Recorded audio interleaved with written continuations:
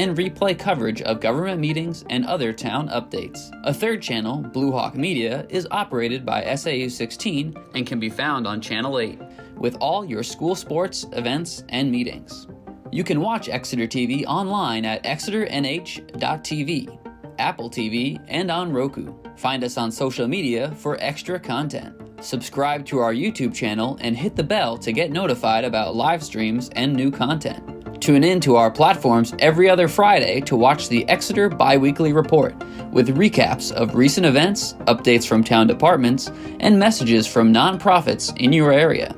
If you head to our website, exeternh.tv, we invite you to sign up to our newsletter to receive monthly updates about new content, upcoming meetings, and more.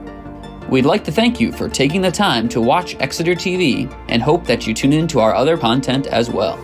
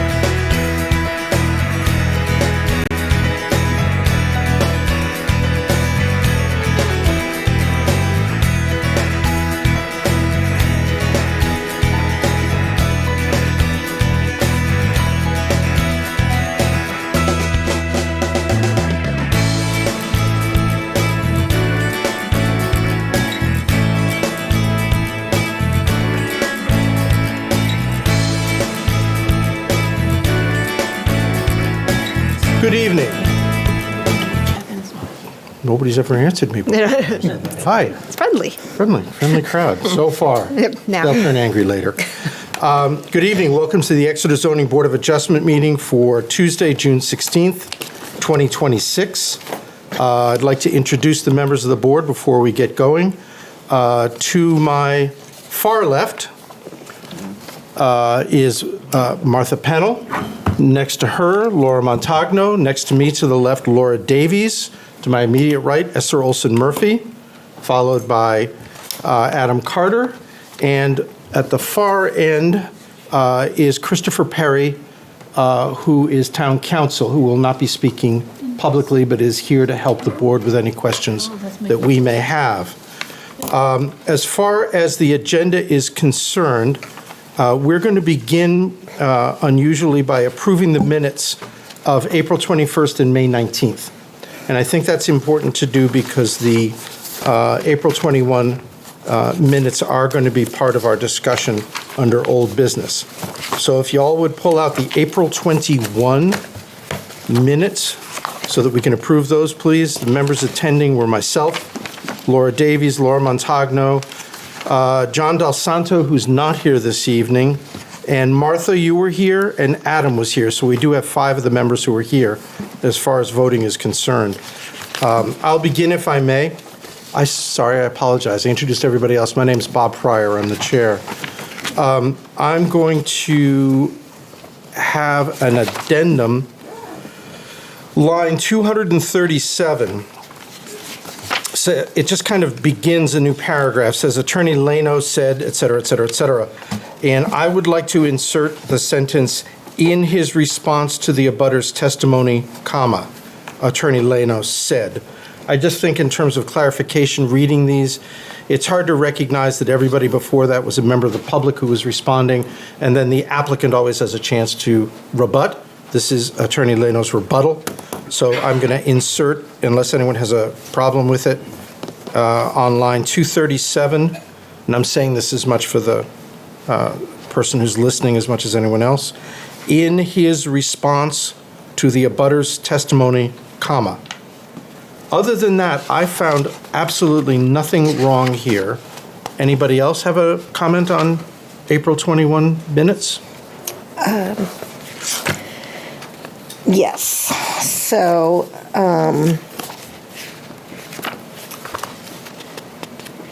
I didn't have time to check the recording of the meeting to see what that said, but on line 252 on the same page, I believe it's Attorney Leno speaking at that point. Yes, this whole paragraph is Attorney Leno speaking. Okay, so we provide an expert appraisal, blah, blah, blah, countered by significant amount of lay testimony with specious ideas about how this is going to harm them, but we've all seen that new builds are good comparable in towns. Does that make sense?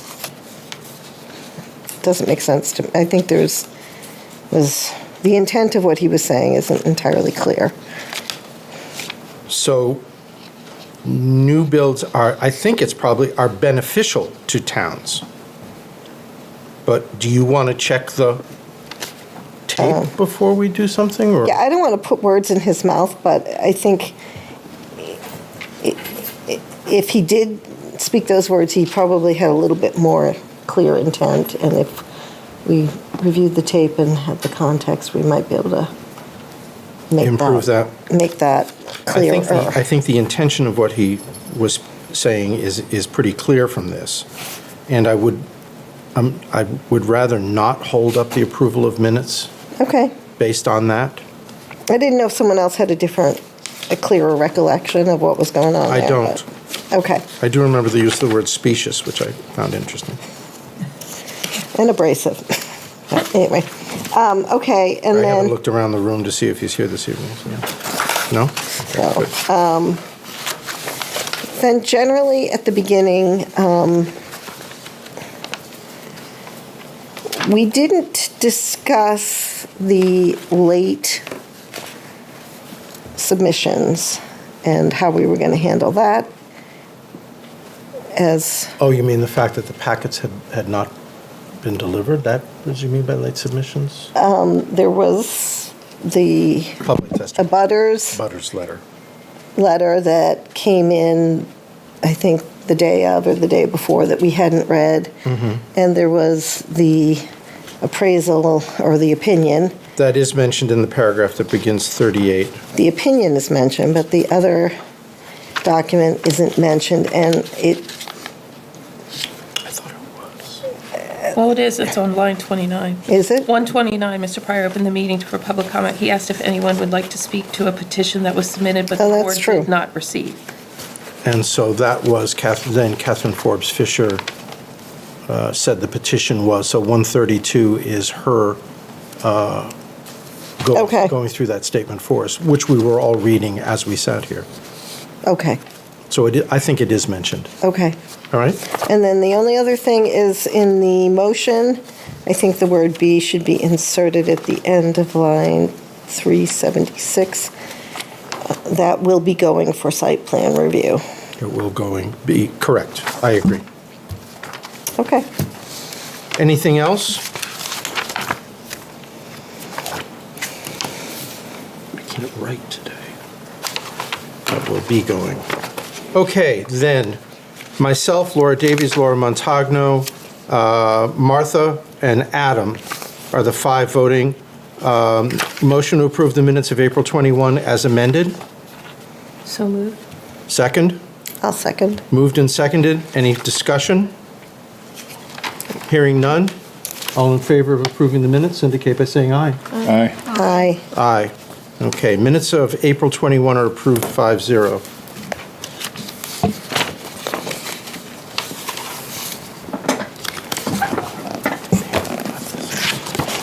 Okay, May 19. Again, at the point, and I forgot to tick off the box. Comments. Okay, so it would be in 198, at the beginning of line 198, I would insert the same language I indicated earlier. In her response to the abutter's testimony, comma, Attorney Keyser said when you talk about how granting the variance. So that would be at the beginning of line 198 for clarification. Okay? Mine doesn't have line numbers. I'm not sure why. It's different than yours. Oh, odd. Would you be able to point to me where we are in this document? About the 4th page. Says attorney there. Okay. And what's the change? The same language in her response, Okay. because Attorney Keyser's a woman, in her response to the abutter's testimony, comma. Okay. All right? And I think that was the only change that I found in this whole thing. And voting on this will be myself, Laura Davies, Esser, Laura Montagno, so we only have the 4 tonight. But that's enough to approve it. Do you have any comments on that? I did not find anything. Laura, okay? I'm good. Okay. Motion to approve the minutes of the May 19th meeting as amended. So moved. Second? I'll second. Moved and seconded. All in favor indicate by saying aye. Aye. Aye. Aye. Okay, minutes of May 19 are approved 4-0. Thank you. Okay, thanks for getting that out of the way. I thought that was important to do. Okay, old business. Not that old, but old. Old business. We will hear a motion for rehearing pursuant to RSA 677:2 regarding ZBA Case 26-2, Phillips Exeter Academy, for property located at 3537 River Street, tax map parcel 72, lot 99, in the R2 Single Family Residential District. And for the members and for the public, I just want to say that the process for the request for rehearing is discussed by the members of the board. There's no public testimony at this time. We discuss amongst ourselves whether or not to approve this request or deny the request. The standard, if you will, is that the person making the request must prove that either the board committed technical errors or that there is new evidence to submit. Those are the two measures by which we would say, yes, there were technical errors made by this board, therefore we would allow a new hearing, or that, yes, there is new evidence being submitted that we were unaware of at the time that we made our decision on April 21st, and we would allow a new hearing. In the absence of that, we would deny it. That is at the discretion of the members of the board, and as I said, there's no public testimony or commentary at this time. So in terms of voting, we do have multiple members. We have 6 here this evening.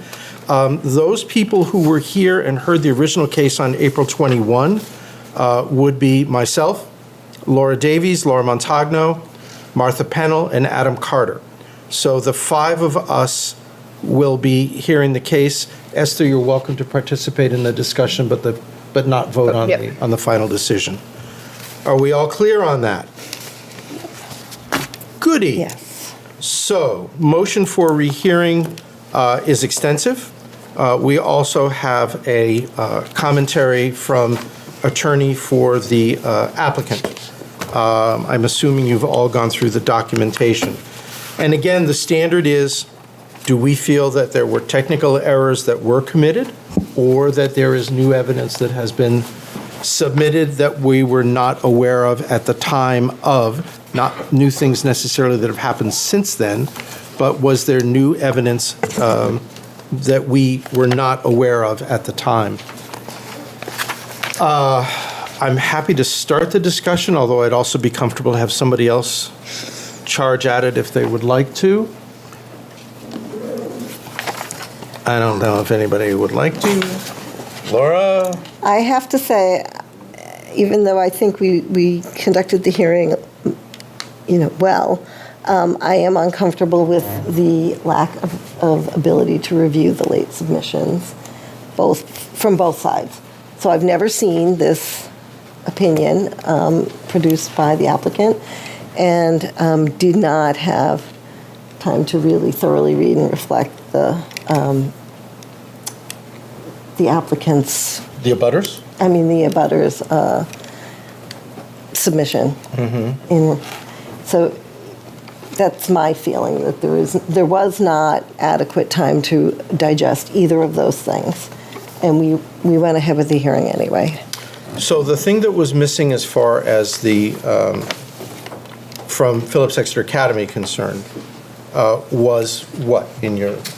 They had an opinion about, This would have been the appraisal? from a real estate appraiser, about whether or not the project would reduce property values.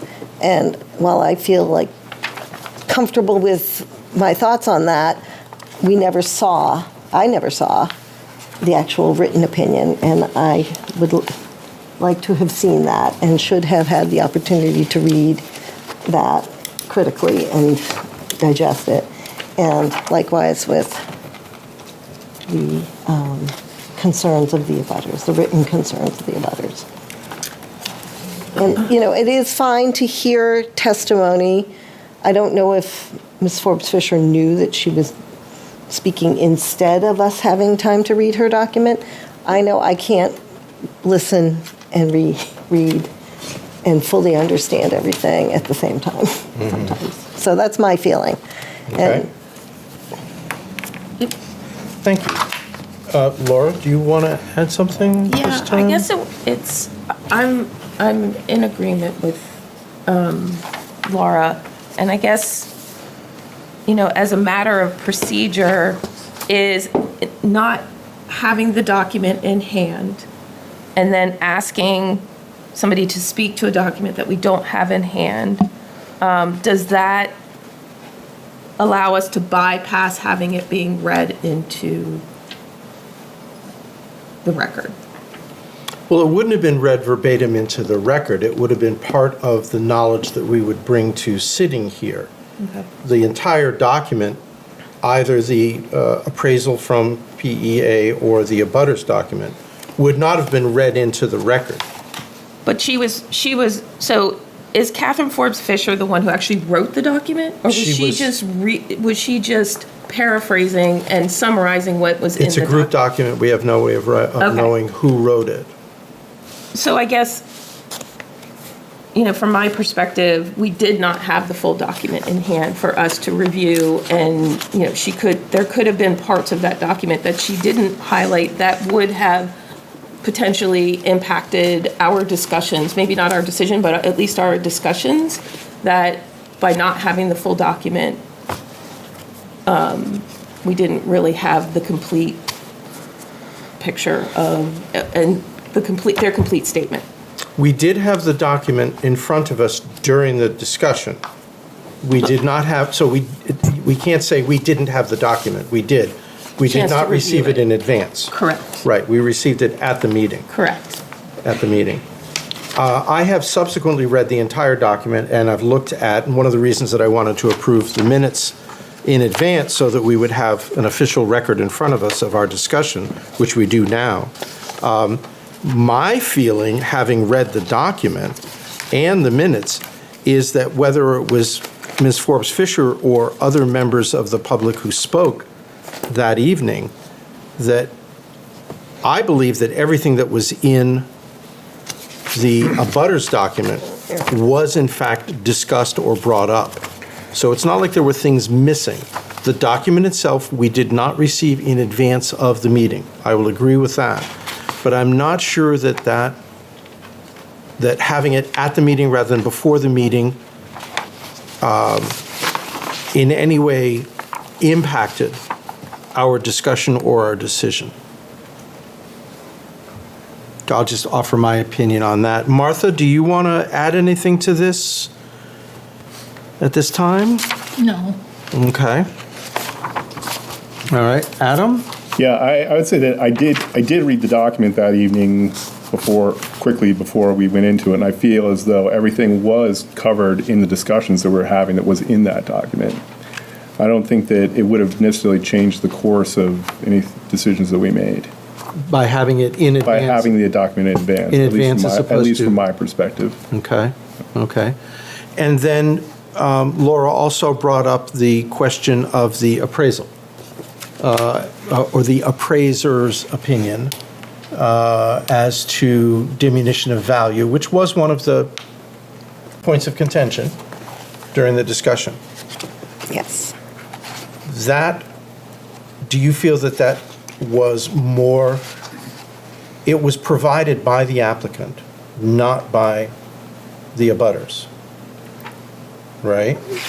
Right, but I think we placed some, and again, I'm a valuation expert, I feel like I can form my own opinion, but we placed some weight on the fact that they had procured this opinion Yes. of a professional, and we hadn't seen it and had the ability to evaluate it.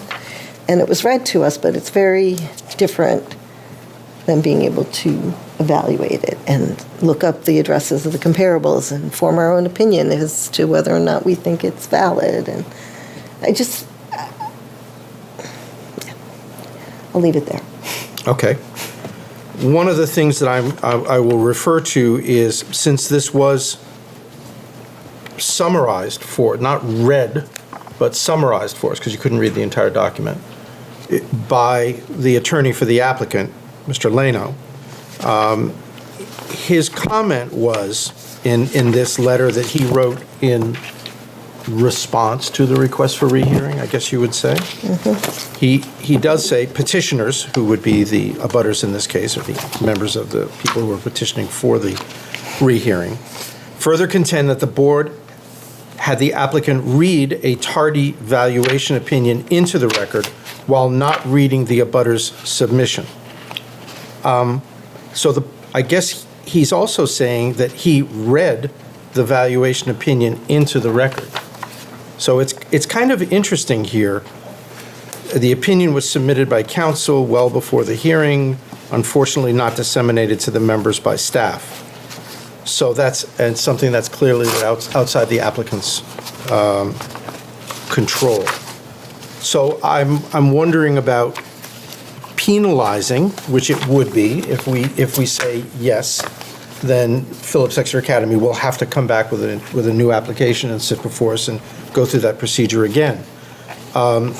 Wouldn't we just conduct a rehearing? I'm sorry? We would conduct a rehearing, so you're saying? Yeah, it would That be would be a it would be a rehearing. Okay. Complete new hearing. Is there information that would be presented there that does not exist now?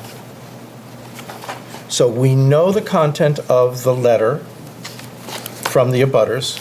We had access to that at the time we made our decision. We had the testimony in person from many members of the public, many of whom had signed on to that letter, who were bringing up those points. We did, as Adam said, we did have the letter in front of us, and some of us didn't manage to go through it during the course of the meeting, albeit briefly and at the last minute. But I don't think that there was a lot of information in that letter that was not part of our discussion or that was not relevant to our discussion. So So we I- have our attorney here. Maybe we could get a clarification. The request for rehearing notes on page 4, Do you have the items document out of you're referring to? our rules. I do not. So Which document are you referring to? the request for rehearing, I'll give them the Okay. whole thing, but, I can hand that if you'd like. well, I've got it underlined, what the part I'm All right. concerned about. Are you comfortable with this, Oh, yeah. Mr. Perry? Yep. So this is from the attorney, and this is the page. Here, under quoting our rules. I didn't check. In the packet. Got it. All right, so.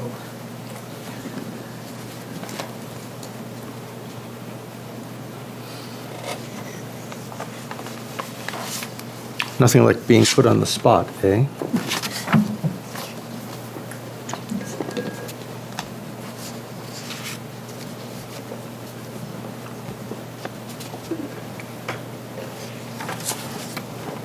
You can hand it back to me.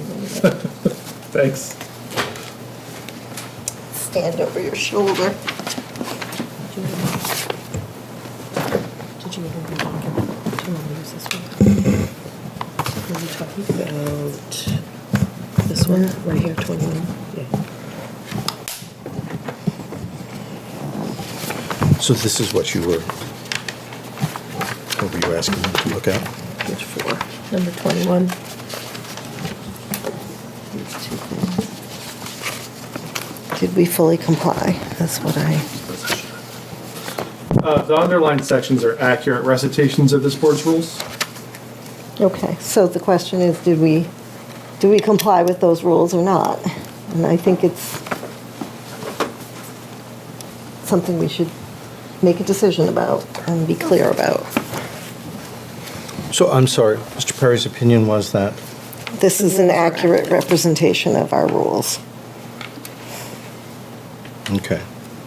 So you're referring to 19, 20, 21, all of them? Which one are you referring to particularly, 20? Yeah, 19 through 21. Okay. So the board conducts hearings in accordance with the Town of Exeter Zoning Board of Adjustment Rules of Procedure. Yes, that's a statement of fact. In a public hearing, members of the public who wish to speak in opposition will be heard. Yes, they most certainly were. At this time, the chair will read, for the record, any written correspondence from the public in opposition to the application, Rules of Procedure, Section 5V.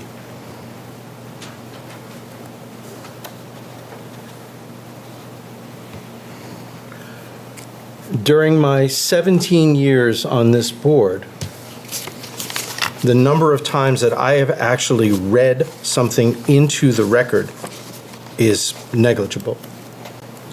Does that mean that I've been in violation of the rules of procedure every time, that if I have not read Well, read the next. correspondence? Read the next one. The reading of any correspondence may be waived by the board, provided a copy of the correspondence is given each member. It doesn't say in advance, it says given each member and the applicant, and time is given for them to comprehend the information. So,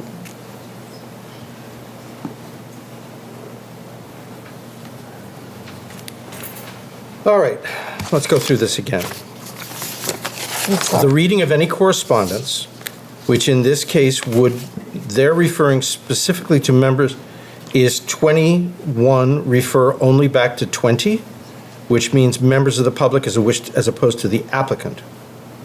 Any correspondence. No, it says members of the public who wish to speak in opposition will be heard.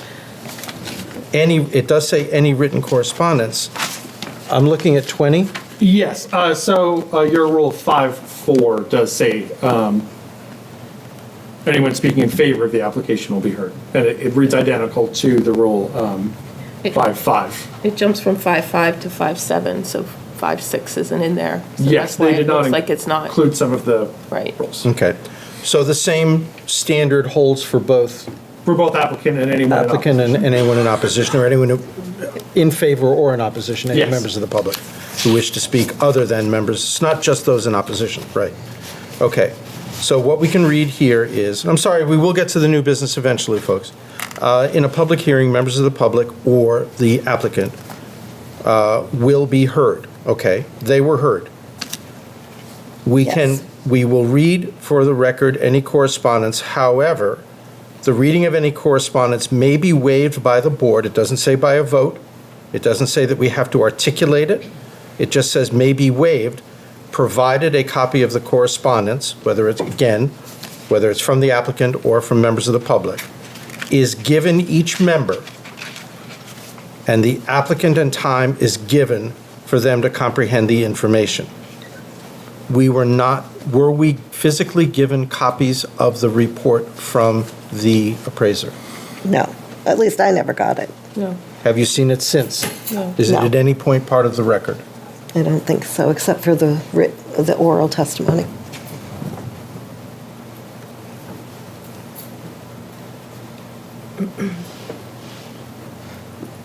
Do you know anything? No? Okay.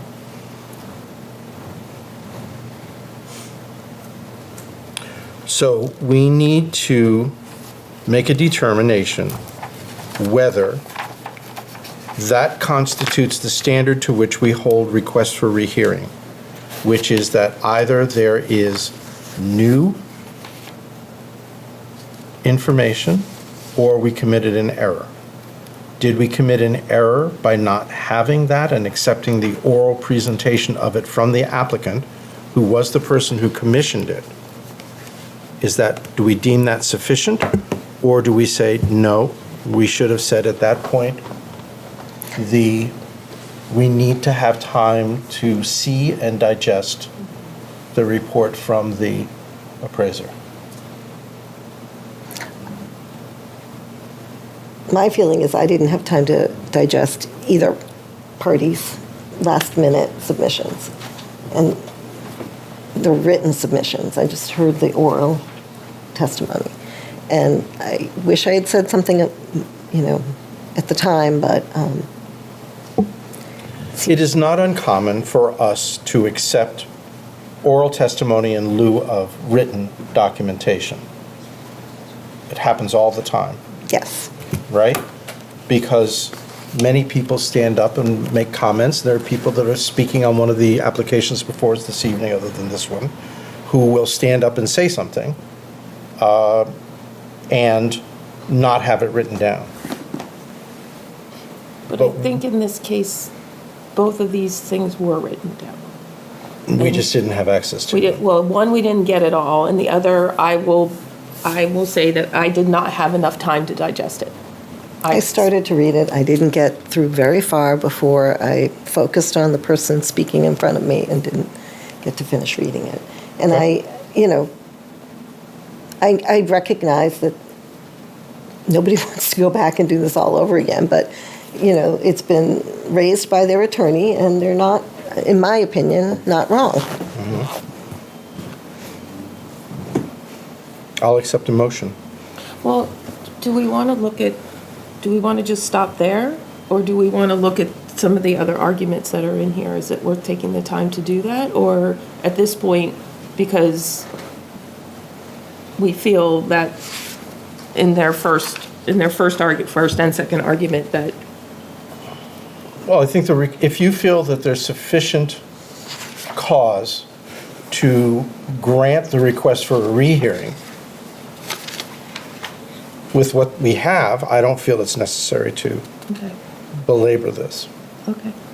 And I'm getting the impression that you do feel that there's sufficient. Well, I'm just one person. Yeah, but you seem to have a strong ally to your left. It's the Lauras. It's the Lauras. He says with affection. It's kind of like Yes. Newman. Yes. Newman. Okay. I will accept a motion. Understanding the inevitability of what I'm about to hear. Do you want to or you I'll want? do it. Which Laura's going to do it? I'll do it. Wait a minute, Adam wants to make the motion. No, I don't think so. He wants to Martha? stay out of No? this. Martha, you're being very quiet. Are you okay down there? Fine. Okay. All right, so I move that we approve the motion for a rehearing pursuant to RSA 677.2 regarding ZBA Case 26-2 Philip Exeter Academy for property located at 3537 River Street, tax map 72, lot 99, in the R2 family residential district. Is there a second? I will second. Martha seconded. Martha seconded. Your name's not Laura. Moved and seconded. Any discussion of the motion? Hearing none, all in favor of the motion, please indicate by saying aye. All right? Aye. Aye. Aye. So what this means is that we will rehear this case from the beginning at the next available meeting, and there will be this is without any prejudice to either party, obviously. We'll completely hear the case over.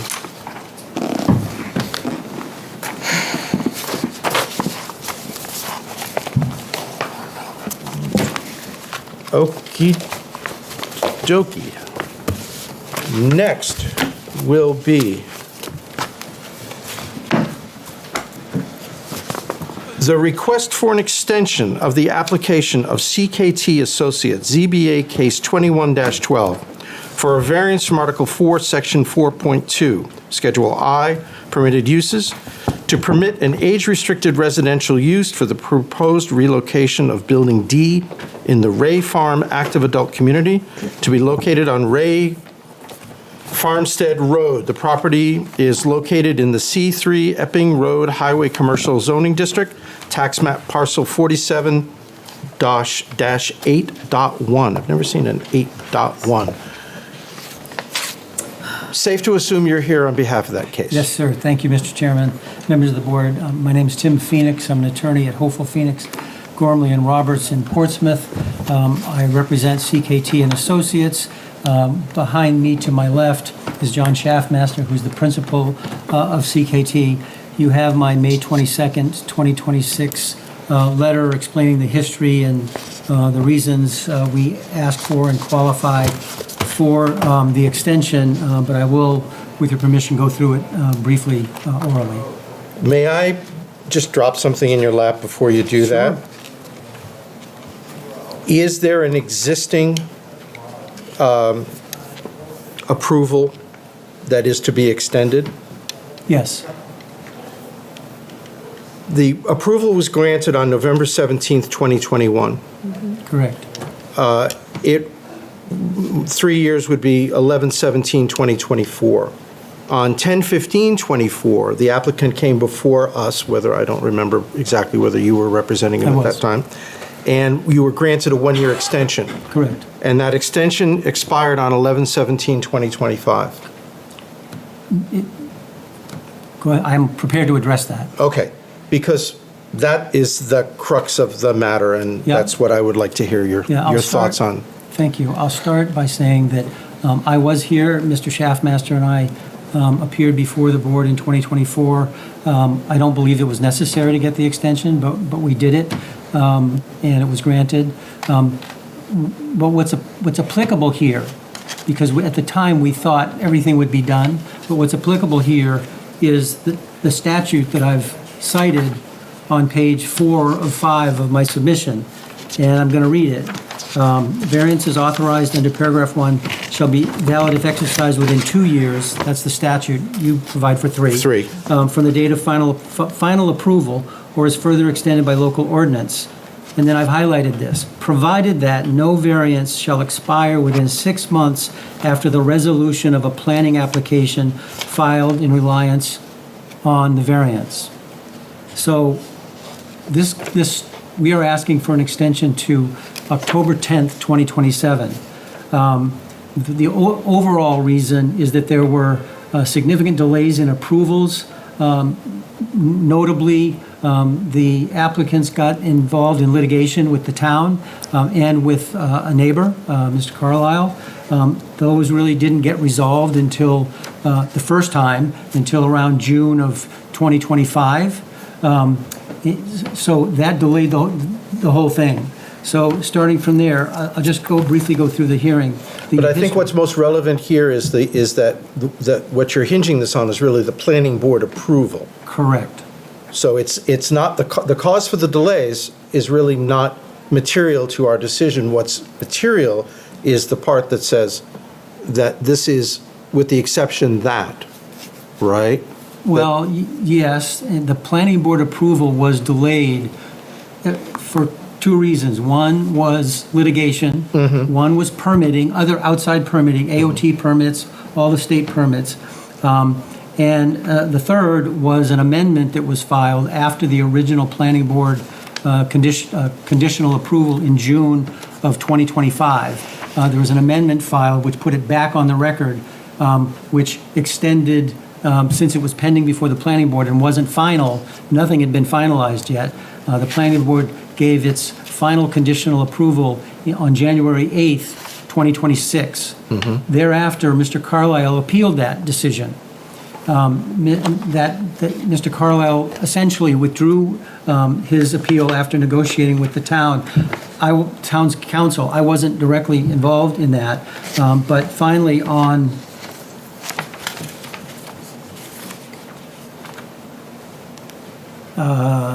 May 8th, no, excuse me, I don't have a date, let me just see. It was sometime in April, the parties to the litigation filed docket markings with the court ending the litigation. So it was, I think it was May 7th. That is when the planning board approval issued in January at the earliest became resolved, because now nobody was fighting about it. There still have been ongoing permitting issues, which I can address if you want, but what we're asking is because this was extended and the planning board approval was not concluded until early May 2026, that the variance doesn't expire until October of 2026. And we're asking for an extension of 1 year from that date, both because of ongoing permitting. We have recently gotten, just in June, gotten approvals from, I just learned this today, June 10th, we got approval for EPA net GPC coverage. Then also on April 30th, we got DES approval for septic or sewage pump stations. Earlier permits we got in March. But if I may, because I think it pulls it together, this submission was first approved, this whole project, with 4 apartment buildings. Right. You're probably familiar with it. Planning. It was a long planning board process. Buildings A, B, C, and D. They were all approved. At that time, Building D was up behind the mobile station. Yeah, it was to be moved, right. And since then, it was determined by the applicant and Mr. Schaffmaster that Building D would be better suited on the other side of the 3 buildings. Less noise, less wetland buffer effect, etc. So it got moved. While all that was happening, COVID hit, everything got delayed, et cetera, et cetera. So I wasn't involved at the time, but the variance was, as you mentioned, Mr. Chair, moving Building D where it is proposed and approved by the planning board today is in a non-residential district. It made sense, we believe, and the reason I think this board gave the approval originally, because it made sense for that location for a host of reasons, some of which include environmental reasons, less impact, and also the rest of the residents would prefer residential building there than some commercial. The area at the end of Ray Farm Road is not well suited to commercial use because it's off the beaten path, so to speak. I wasn't there, but that's my understanding of what was going on. So the board approved it on 11/17/21. As you said, that originally by its written terms expired on 11/17/24. John and I came before the board. In fact, we met downstairs, as I recall. It was kind of cool out that night, and the board extended it. I wasn't at the time thinking about the concept of the planning board process. I just thought it was the simplest thing to do. So it was continued, and then that's when things get, for the purpose of us being here today, get a bit complicated because after we got the approval in 2024 to extend it to 2025, the litigation was pending. The litigation didn't get resolved until right around the same time, the original litigation, and that had to do with the easement and that was running from the end of Ray Farm Road up to Mr. Carlisle's property. Once that was resolved, we went to the planning board in June. On June 12th, the planning board gave us a conditional approval for Building D in this location June 12th of what year? of 2025. 2025, thank you. So fast forward, at that point, assuming for the moment, for argument's sake, that was the date of the resolution, I don't know that I can see that, but for purposes of discussion, that June 12th would have extended the variance to at least December 12th, 2025. So at that point, the normal expiration contained in the documents no longer applied. So we then went forward through the site review process, which we couldn't start doing all of the site work and look at it carefully until we had permission to do it and acted under the conditional approval. A decision was made by Mr. Schaffmaster after having his experts look at it that the location of Building D was fine, but because of the way it was located, it was better suited with less retaining walls, less excavation, less working in the buffer, et cetera. It would be better if it was mirrored. It would be, in other words, it would just turn it around, same location, same shape, but now we're going to enter it from the right side closest to Ray Farm Road, and that solved a lot of on-the-ground problems. So once that was pending, it's now pending before the planning board. There's no approval. So again, we're waiting for the planning board to approve it, which happened in early January of 2025. Right after that, Mr. Carlisle appealed. So now it's still unresolved because Mr. Carlisle appealed. Through negotiations between council, which I was not a direct part of, Mr. Carlisle ended up agreeing to withdraw his appeal.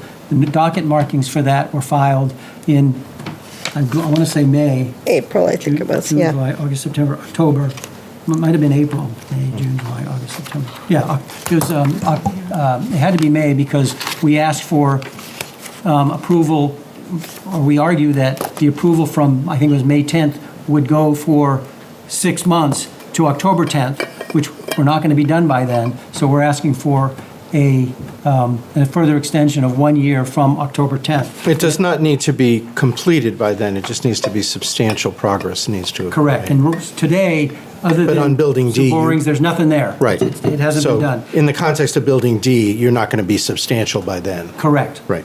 And there's a host of reasons for that. Most notably, recently, the war, everything is happening with pricing, interest rates, all of those are kind of in flux.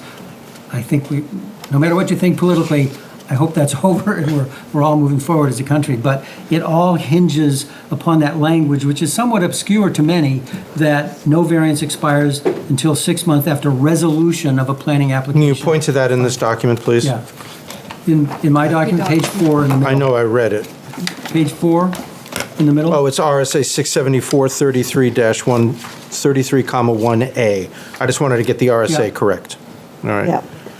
I know I read it in here, but I wanted to hear it from you. Provided that no such variance shall expire if the resolution of a planning application filed in reliance upon, which obviously it was. Okay. Are there any, Mr. Phoenix, That's it. you all set? Unless you have questions, unless All right. John wants me to add anything. Any members of the board wish to, you have a question for the applicant? Can somebody explain in lay terms what provided that no such variance shall expire within 6 months after resolution? What does that mean in like non-legalese? Well, we gave a variance Understood. to them in order to build this building, which was originally supposed to expire on November 17th, 2025. Saw that, yep. But during that process, there was, after they came to us and got the variance, then they went to planning. Right, understood. But the planning application was not resolved, right, until exact date being sometime in April, May. May? May. Well, the approval was in, the amended approval from the planning board was in January. But then there was the appeal, Correct, which which sort of, got resolved in April. which That's sort what of, the docket. sort of stops the process, I think. It's like hitting the pause button on It's like hitting a all pause. of I the, think, Okay, so it paused am I in- fairly? Yeah, we can't do, the Right. status quo remains if there's an appeal pending. I guess I'm trying to figure out, like, what's that 6 month, like, what does that 6 months mean? I'm sorry, I don't understand I what it think from means. when they finally get it resolved with the planning board, then they have 6 months to do something substantial. No variance will expire. Okay, so even if it's past the date of the variance, if they have the approval, they have up to 6 months to keep working it before even if technically the variance expires, but it's approved by planning, they have up to 6 months to make progress on that project. They have until 6 months after the resolution of the planning. After the resolution. And the resolution of after the resolution of a In planning April. application filed in reliance upon the variance. Okay, so So that was the 1/8. planning application, Mr. Phoenix's statement is that the planning application was not resolved Correct. until, I don't know why we're having trouble with that It was date. 1/8, and then it came to April 13th, I think is what the document is. So that's then, at April 13th, it restarts the clock. 6 months from 6 then, months. Okay, it would expire. it would expire. They're asking for a continuance Right. of 1 year from From the, that date. Right. From that date. From that 6-month date. from that 6 month Because they date. technically they can So still we're be doing. giving a year and a half. No, we're giving a year after what they currently have expires. Because what they currently have Mr. now won't Phoenix's expire. claim, the applicant's claim, is that right now, this has not expired because the pause button was hit, Understood. and it doesn't expire now until exact date October 10th, I believe. 10/10/26. Got it. So they're asking for an extension from 10/10/26 to 10/10/27. Okay, If I, thank you. if I may expand on that, it's an excellent question, because I had it myself, I've dealt with it, a handful of times over the years. Unfortunately, there's no definition of resolution, there's no case law that's ever, Really? so, that I could find anyway, or my people in my office could find.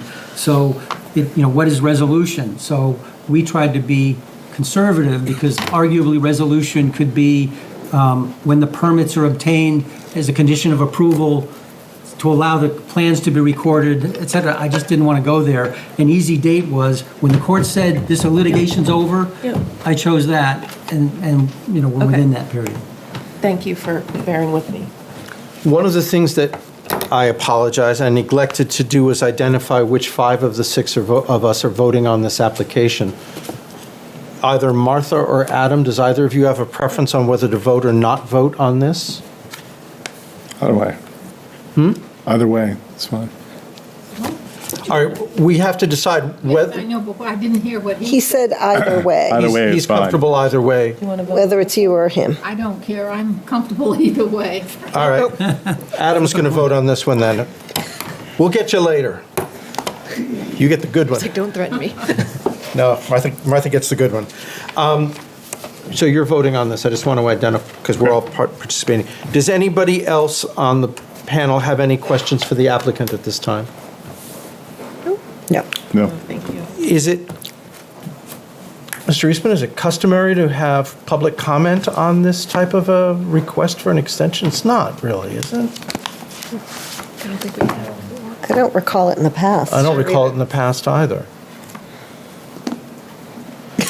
We're all like, Mr. Perry? Hello, my office is conflicted. I cannot advise you with respect to this application. I would have to encourage you to seek independent counsel. Yikes. Sorry. Okay, so back to us. At least he's honest. Plot thickens. The plot thickens is right. I thought that was an easy one, but okay. I thought this was going to be an easy one. In my experience, I do not recall any public testimony. However, I will say that if there's any, are you comfortable with this? That if there's any member of the public who would like to comment, other than Mr. Schaffmaster, I think I know what you might have to say on this. If there's any member of the public who would like to comment on this application before we proceed, I'd be open to hearing your thoughts. And I wouldn't have an objection to that. Okay. That's the board's purview, whatever you want to do. Hearing and seeing none, we will proceed. Thank you. If there's no further questions for the applicant, we'll proceed, close the public session, and move to deliberations. Very good. All right, we have before us a very technical request for an extension. My initial thoughts on this were, it's expired.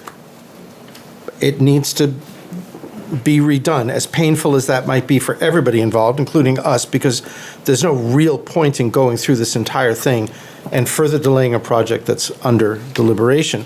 However, I am convinced by the specific language that was cited regarding RSA 674-33-1A that there, in fact, is a legal, if not precedent, there's a legal rationale for our saying, no, the variance that we granted originally in 2021 has not expired, and that we are legally able to extend beyond the current expiry date, which would be 10/10/26.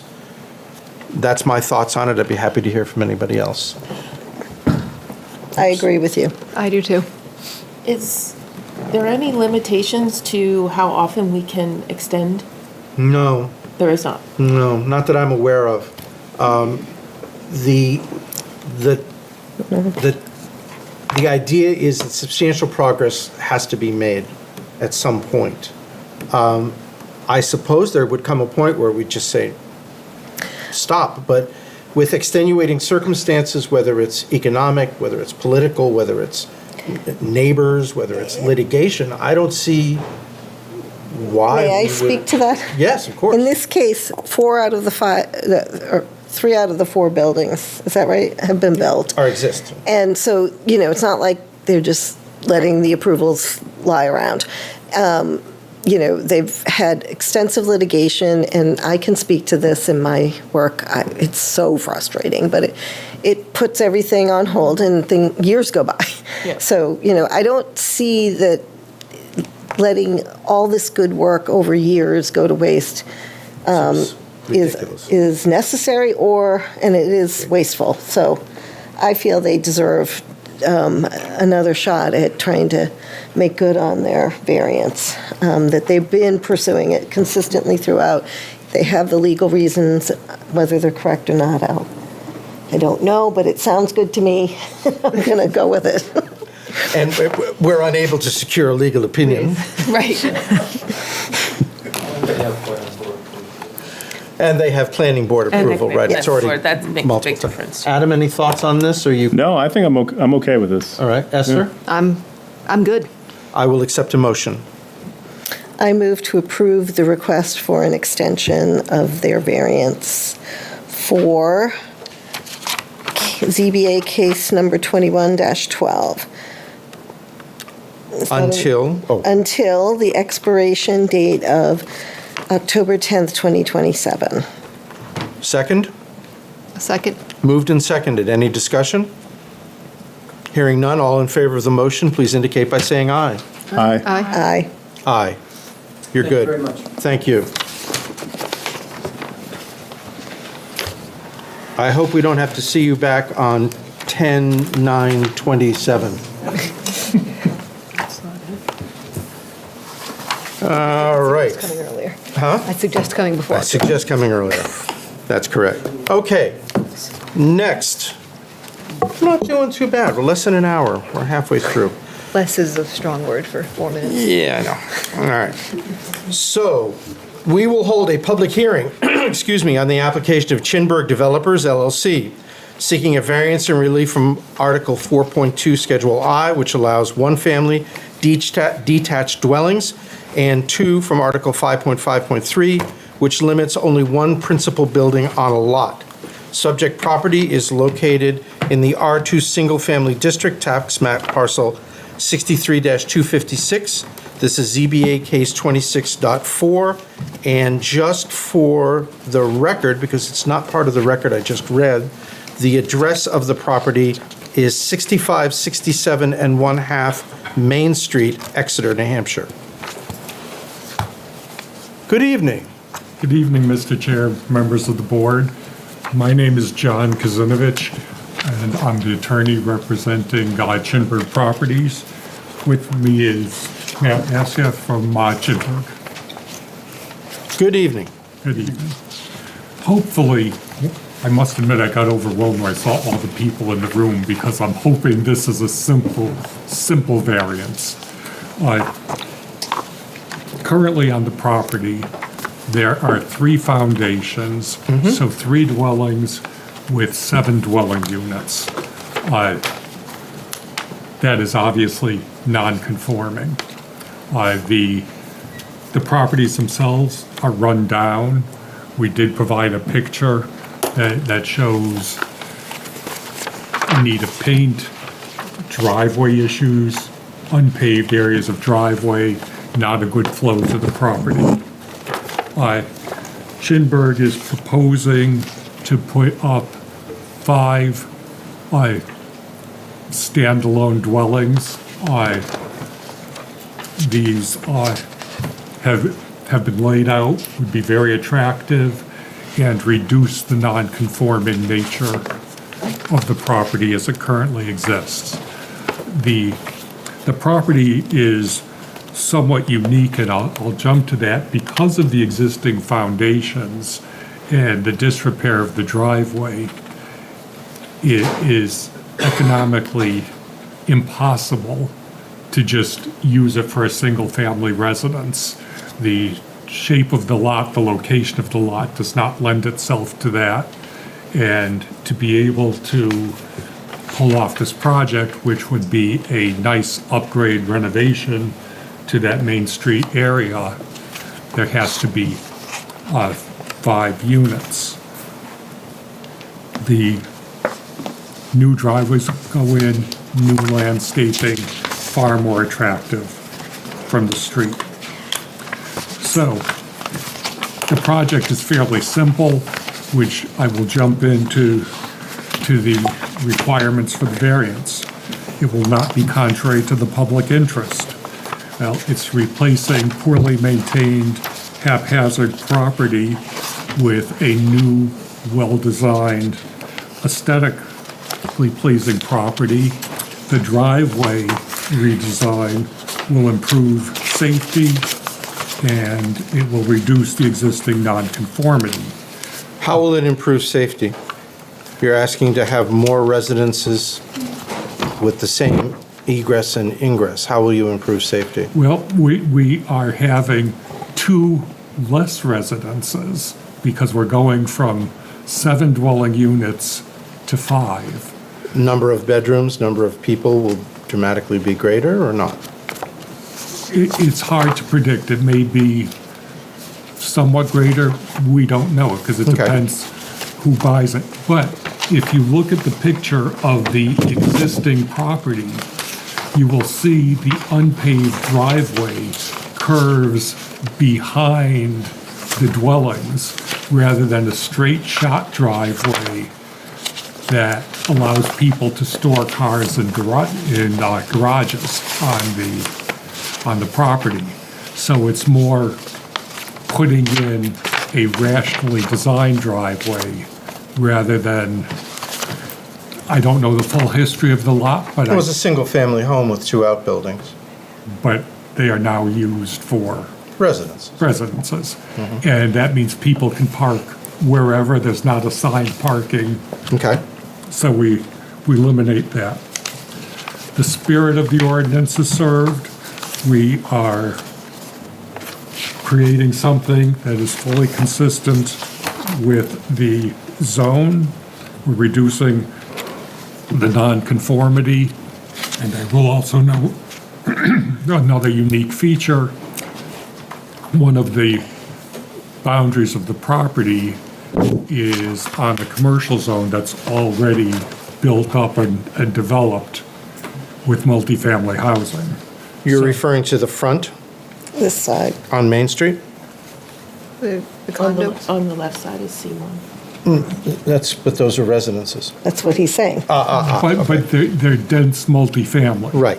So Right. this project kind of becomes a transition project. In terms of substantial justice being done, I think we meet all the criteria of improving the area, not harming the public interest in any way.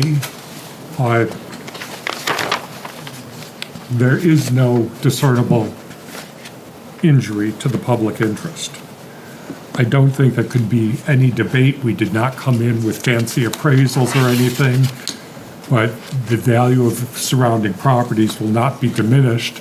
New construction of a nice layout of units will inevitably improve property values in the area rather than decrease them.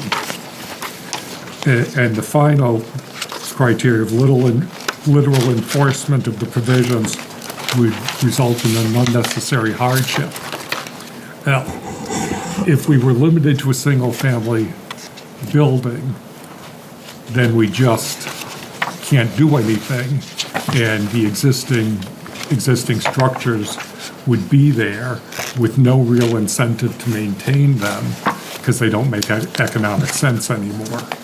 I already described how the property is unique and differentiated because of exactly this, the foundations, et cetera. And we would say that the use is reasonable. We are just having 5 standalone, but turning it into a multifamily property right next to a heavily developed multifamily property. So our use is entirely reasonable. Can I, Yeah, let me take the first, Yes. can I, thank you. Let me take the first question. So, number 5, and I assume you have our list of requirements for granting a variance. Yes. Because of special conditions of the property that distinguish it from other properties in the area, would you elaborate on how you think there are special conditions of the property that differentiate it? It is a large lot. I'm not sure the exact surface area. I don't have it. I'm sure the number's on here somewhere. I believe 37,000. Square foot. It's a good-sized lot, especially for downtown Exeter. It's a significantly large lot for downtown Exeter. How do you see special conditions of the property that distinguish it from other properties in the area? The biggest special condition, and I do want to point out, it doesn't say naturally occurring special conditions. It says special conditions of the property. And as it exists now, it has 3 foundations in locations that don't make sense and a driveway that doesn't make sense. The existence of those features on the property all have to be torn down, and that's not something that surrounding properties would have to face. Any other questions for the applicant? Laura? You go next. yeah, I guess, You have to start saying Laura M. can you explain your logic behind how this is going to improve or reduce the nonconformity? That's my question. When it's a, R2 is a single-family lot, where there's 3 buildings now, you're going to put 5 buildings. I understand there's less units, but you're going from nonconformity of 2 extra buildings on a lot, to nonconformity of 5 buildings or 4 extra buildings on a lot. So I'm not really understanding your argument that you're reducing the nonconformity. The existing nonconformity is the dwelling units, not the number of buildings on the lot. We are asking for the variance for the number of buildings. So that's an apples and oranges comparison. Okay. So what you're proposing is 5 separate buildings, each of which has 2 garages, 3 floors. 3,000 square feet. 3,000 square feet. In each of the buildings. Is there somewhere in here, there is, I didn't see it, the number of bedrooms that are proposed? Looks like 3. It's 3 bedrooms. There it is, in each. So that's a total of 15 bedrooms. Do you happen to know how many bedrooms exist among the 7 residences that are there right now? I think perhaps less than 10. Existing. Yes, existing. But again, it's hard to just count up number of bedrooms and make any sort of assumptions.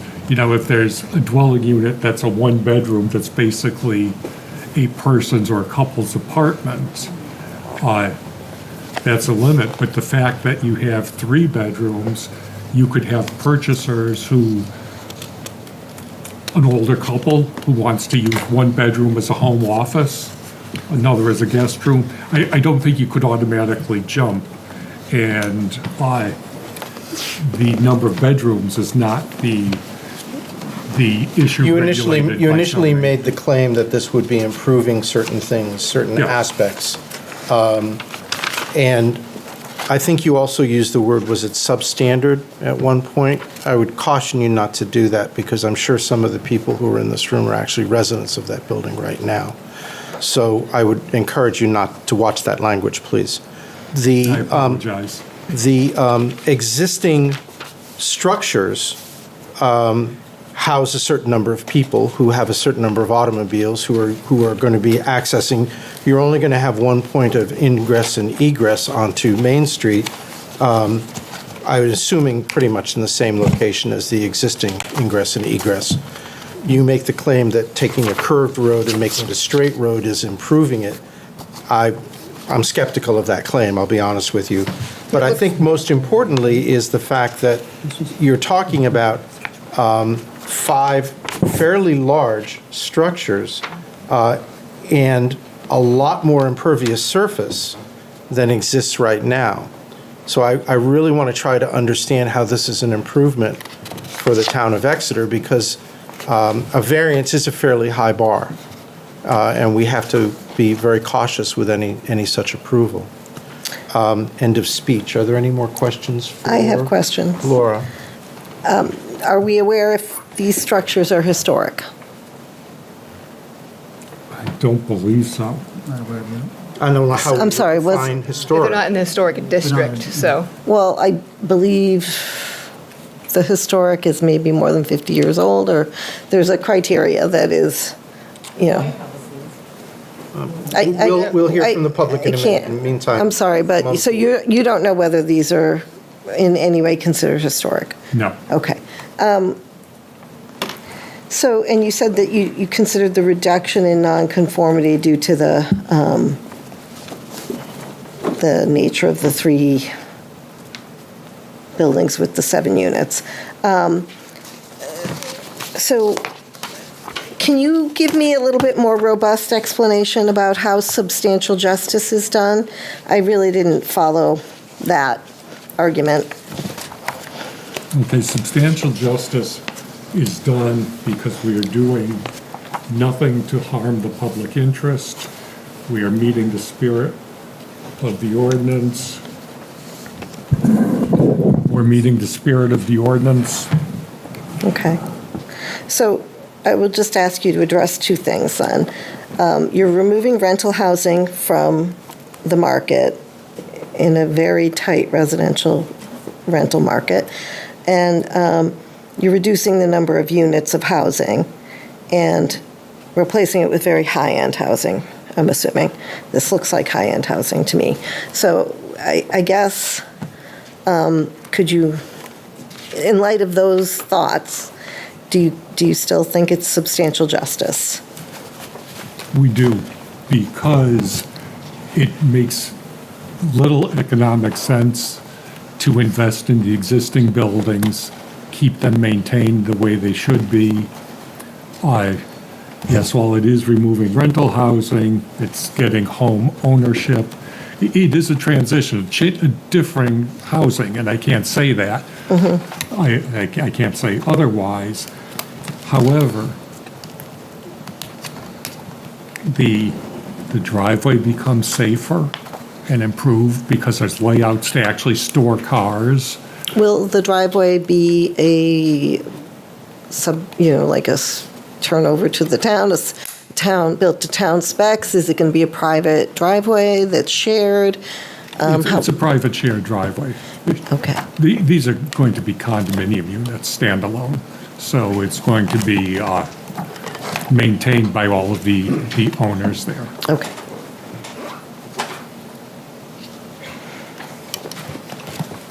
I think that's the end of my questions.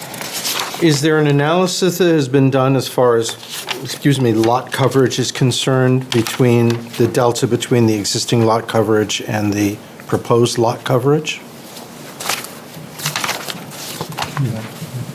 We submitted a sketch plan to the planning board, and our intentions are to comply with all the geometry requirements of the site plan regulations.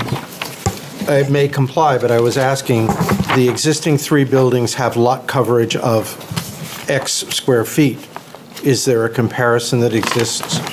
Because it would seem to me visually that there's a significant increase in lot coverage as a result of this. It would be useful to know that. We haven't done those calculations, and to the extent that we need any further planning board approvals, we would think that's where it would come up. That is actually a zoning issue. Lot coverage is a zoning issue. Have you received an analysis of it? Okay. It is entirely possible that given the density of what you're proposing, that you may exceed the lot coverage. And I would encourage you to, no matter what the resolution of this application this evening, that is a zoning issue. And if for some reason you receive approval on your existing variance requests, I would make We will do that calculation. I'm frankly uncomfortable approving something without knowing that, because one of the things you're asking us to approve is the number of units that are being proposed, and this is 5. I realize that it was 3,000 square foot building, but that's over 3 floors? Yes. Right, so we don't know the exact square footage of each of the buildings. We don't have that in front of us. It's like 1,400 square feet per floor, so you can assume the footprint's in the neighborhood of 1,400 square feet. Well, let's not do the math for them, let's let them do it. Okay, I just looked at the parking and pavement plan, and the building coverages, the maximum building coverage is 25%. I'm sorry, the building coverage is only 25% of the lot? Yes. Maximum allowed? Is the maximum allowed, or is that what the plan is? No, that's what the plan is. Okay.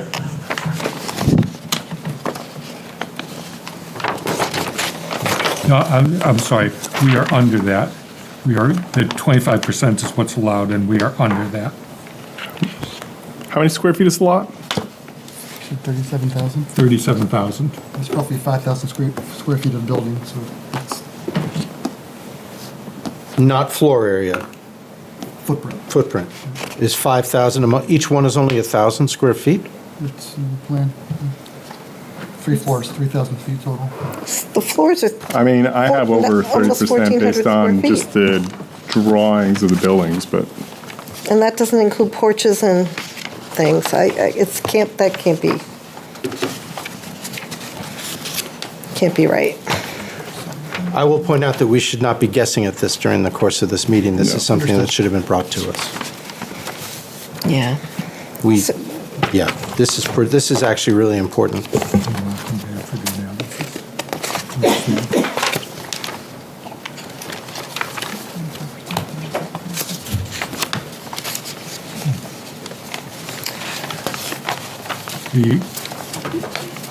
Taking 25% of the 37,000, you would be allowed coverage of somewhat over 9,000 square feet of space.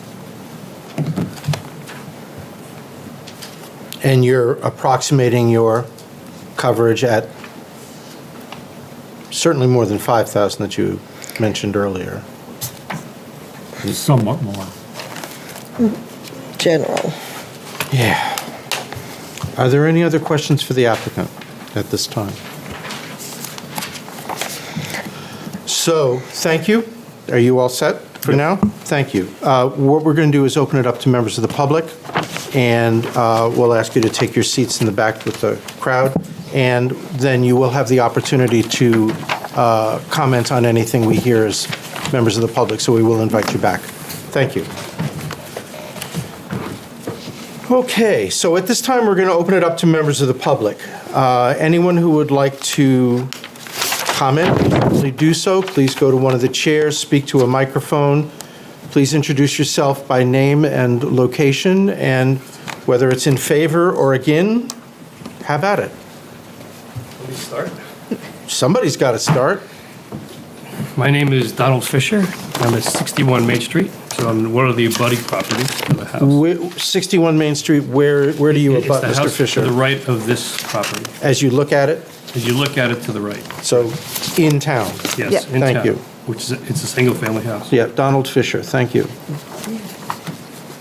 Now, my main concern through all this, I'm going through understand the process here is, as the abutting property owner, to make sure that the property fills within the, my biggest concern is privacy and aesthetics, as well as the zoning requirements.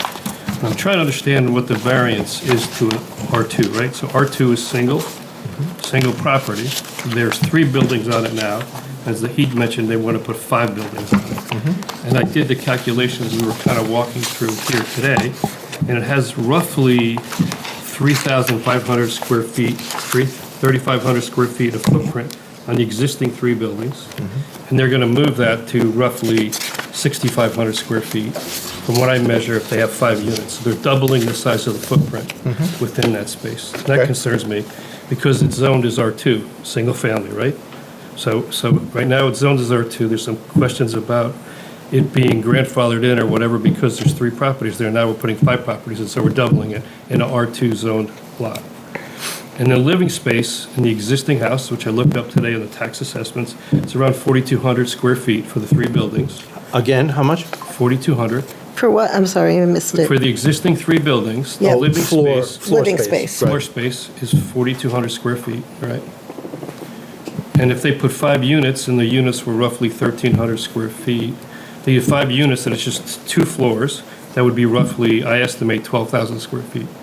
So they'd go from 4,200 square feet living space to 12,000 square feet living space with 5 units, based on the conversations we had prior to with the planning board. Those are rough numbers, but again, they're basically doubling the size of the lot, the size of the plots they have now, and the size of the living space in that space. So I'm trying to understand what does the board, what do you guys, the variance board, think about that, considering the fact that it's zoned R2? And I'm curious why they're not trying to have it zoned C1 or like the apartments that are next to them. I don't know if that's a conversation or not, but it just seems like it's adverse to what we're trying to do when we're trying to do, R2, single family. Okay. So that's my biggest concern. Okay. Thank you very much. Thank you. Appreciate it, Mr. Fisher. Anyone else?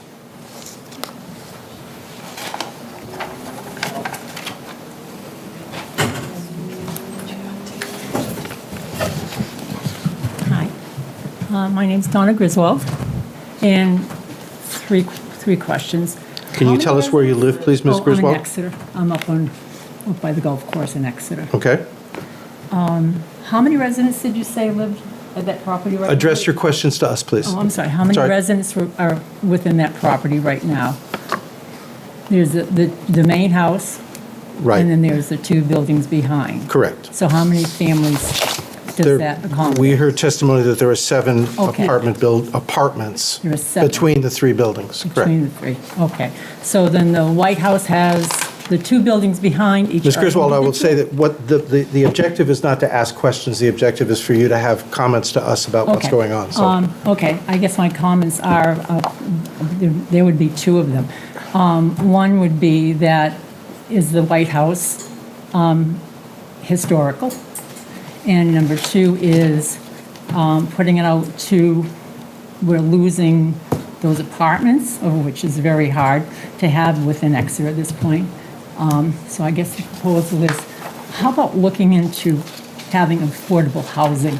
Because when I'm looking at what the cost of these buildings would be for anybody, whether it be elderly like me or individual families. Let's look at trying to see about making it more affordable for individuals within the town.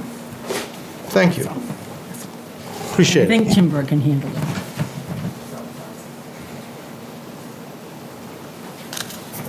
Anyone else? Yes, please. Good evening. Hi. My name is David Reyes. I live at 11 Ash Street, which is perpendicular to the property that's being discussed. May I ask you how you spell your last name? Reyes. Thank you. And you're directly across the street or diagonally across, you said? So if Main Street runs roughly east-west. Yep. Ash Street runs north-south. Yep. And essentially exits onto Main Street. Yep. Where this property is opposite. Got it. Okay? Yep. And which property are you? You I'm at said 11. 11, I'm so, about, okay, I see it. 4 doors down. Yep. Okay. So my comment, I think, relates to not conformity with the zoning and the requirements for a variance to the letter, but more to the spirit. Okay. So, and correct me if I'm wrong, but I would assume that the spirit of the zoning for R2 is to somehow maintain kind of the character and the density of single-family housing in that area. That's kind of the character of our neighborhood. Right? The other, I think, would be kind of the sustainability of the growth in town. And I'm not sure either one of those do we adhere to by allowing a variance in this case. Sustainability of, I think environmental is what I have in mind. okay. Right? So your questions about lot coverage, for example, and permeable surface, I think would be affected. I don't know to what extent we look at those detailed questions in the process of approving a project like this. At some point, I suppose it has to be looked at, but I don't know if this is the place for that or not. I assume, though, that when we have single-family zoning, there's a kind of understanding in that the impact on each piece of land from an environmental perspective is relatively limited.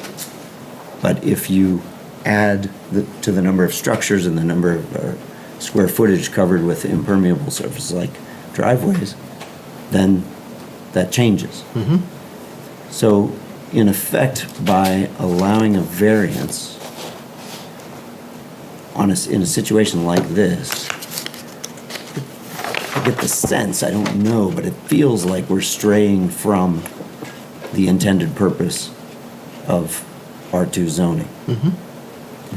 So my concern is that we may allow a non-compliance with the zoning because there are good technical arguments to allow that to happen. I can't judge whether or not the arguments that are presented are or are not in conformity with the 5 requirements for a variance. But what I can judge is the nature of the neighborhood and being very content with it being kind of primarily single-family houses. And over the years, there are a few that have sort of evolved differently. That's distinct, I think. I suspect that this was never brought before the board when those two outbuildings became rental units. Yeah, long before zoning existed, I'm sure. Yeah, probably, right? So it evolved to be more than a single-family property through sort of the natural order of things, and at a time when the zoning didn't exist. Now we're asking, under more formalized circumstances, to approve a further change. I'm not sure that the sort of slow nature of the change that occurred over time can be used as a basis for justifying a change in this case. I'm not sure if that makes sense or not. But anyways, I think it goes to the heart of what is currently a pretty nice neighborhood, and has a lot to do with the size and nature of the properties, of the buildings that are on the properties. And I think what we're being asked to go for is, as you've pointed out, a much more densely developed piece of land. Thank you, Mr. That Reese. again, I think would have an effect on the nature of the neighborhood and probably environmental. Thank you, Mr. Reese. Appreciate your comments. Anyone else? Don't be shy. Got to come up. Don't make me ask. Hi, my name's Serena. I am at 14 Garfield Street in Exeter. Yep. I'm sorry, I have to pry. What is your last name, please? Preve, Preve. Thank you. Somewhat to echo your, what is it? David. Yeah, what David had to say is, with the ordinances, I think that with the point of ordinances, one of them is to allow a town to grow in an orderly manner. And I think with some of the variances that have been granted and continue to be granted, we might be straying away from that a little bit in some of our downtown areas. I mean, I know we have the large project going on Front Street, we have the units going in where the gas station was, we had all of those buildings go in across from the Shell right near where they're looking to do their work. And my fear is that we really are starting to get away from controlled growth a bit. And I wonder if we are going to begin to overtax our infrastructure. And by continuing to put in all of these extra residents into the town, we're kind of putting the cart before the horse, and we will have all these residents, we'll have all these people, but we won't have the infrastructure for them when it comes to things like water, public safety, and whatnot.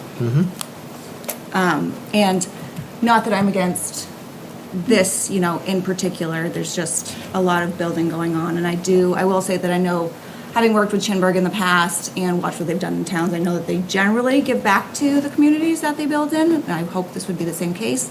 But I just think that in general, for this proposal, and ones to follow, it's important to keep in mind that we need to kind of maintain the integrity of our town. Thank you very much. Thank you. Appreciate it. Anyone else?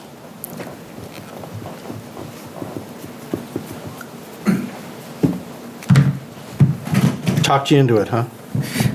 I had planned on speaking on the next item, but I'd like to just lend my voice. Sorry. My name is Mark Bessler, Bessler. I live at 8 Haven Lane. And I would just like to add my voice as well to the growing concern of the amount of development that is happening in town. I have been up here for 30 years. My wife was born and grew up here. Newcomers, are you? Yeah. And I know we're not really here to ask questions. I don't presume that the zoning board looks at each individual case in isolation. Yes, we do. Is that, you do? Is that a mandate? Is that a legal requirement? It's what we do. We have an application before us. We have to vote a yay or nay on that application. Then, if you don't mind, and if the folks here don't mind, when we have a lot of building going on, what type of consideration that is discussed among the board members of what do these 5 units that we're talking about in this case right now, added to the 4 units that are about 250 feet away that were built at Cocheco, to Front Street, to much larger units, and the totality of what's going on. My concern would be is if we approve because it's only 5, it'll have a negligible impact. If we as a town continue to develop, what is the additive effect down the road on our stress of resources, whether it's natural resources, whether it's the increased burden that we as taxpayers have for increased fire and safety and that sort of thing. And then another piece that we don't have any control over as taxpayers, our bed count at our hospitals in the area. The extreme growth in the seacoast, and we focus just on Exeter, there aren't that many beds that are being added to in Exeter Hospital to accommodate a large portion of growth. So, I do appreciate your comments. I want to say that the job of the Zoning Board of Adjustment is to balance the law with the rights of the property owner. And it would be totally unfair of us to say penalize one property owner because there's too much growth overall. We can't do that.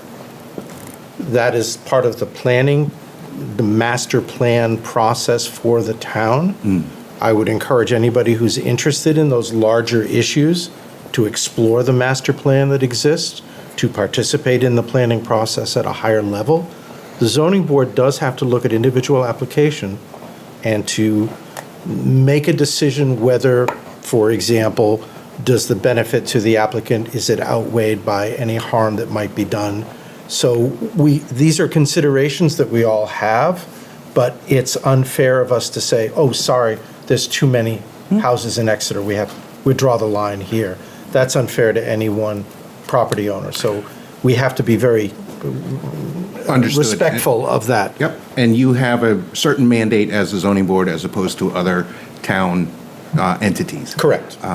Correct. If you feel comfortable saying and pointing the finger at, where would the more appropriate discussions about this overall concern of rapid growth be directed at? Is that at the select board?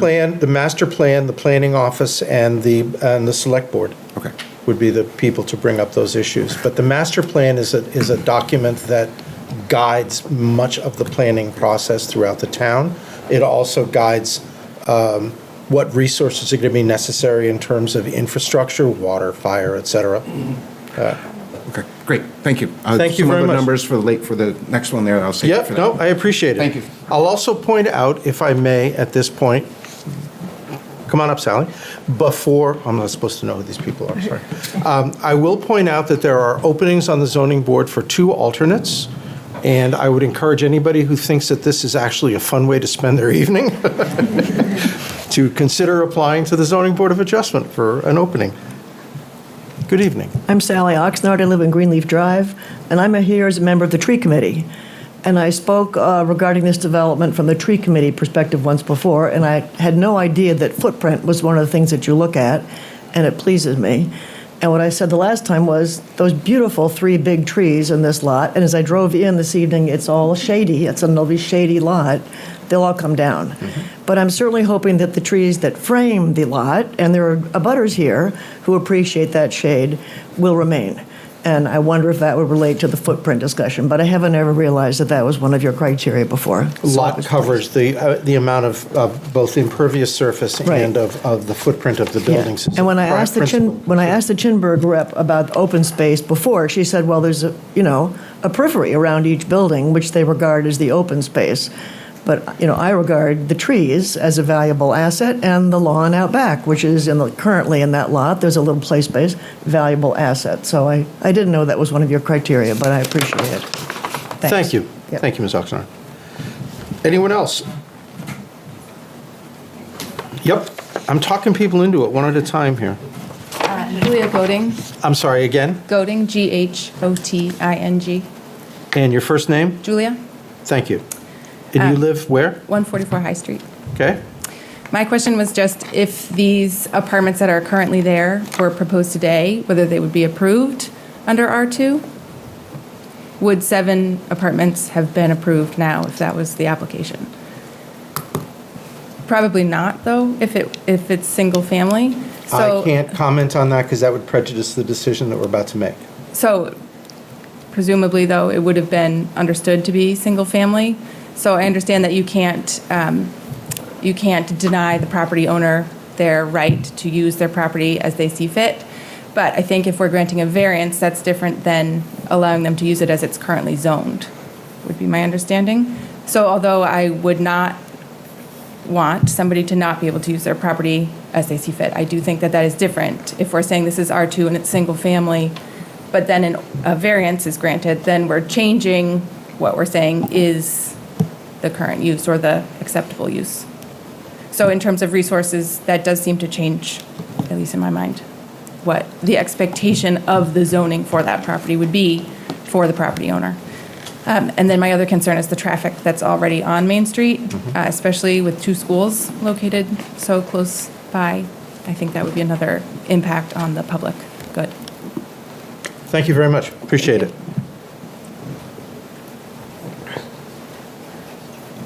Going to make me ask you again?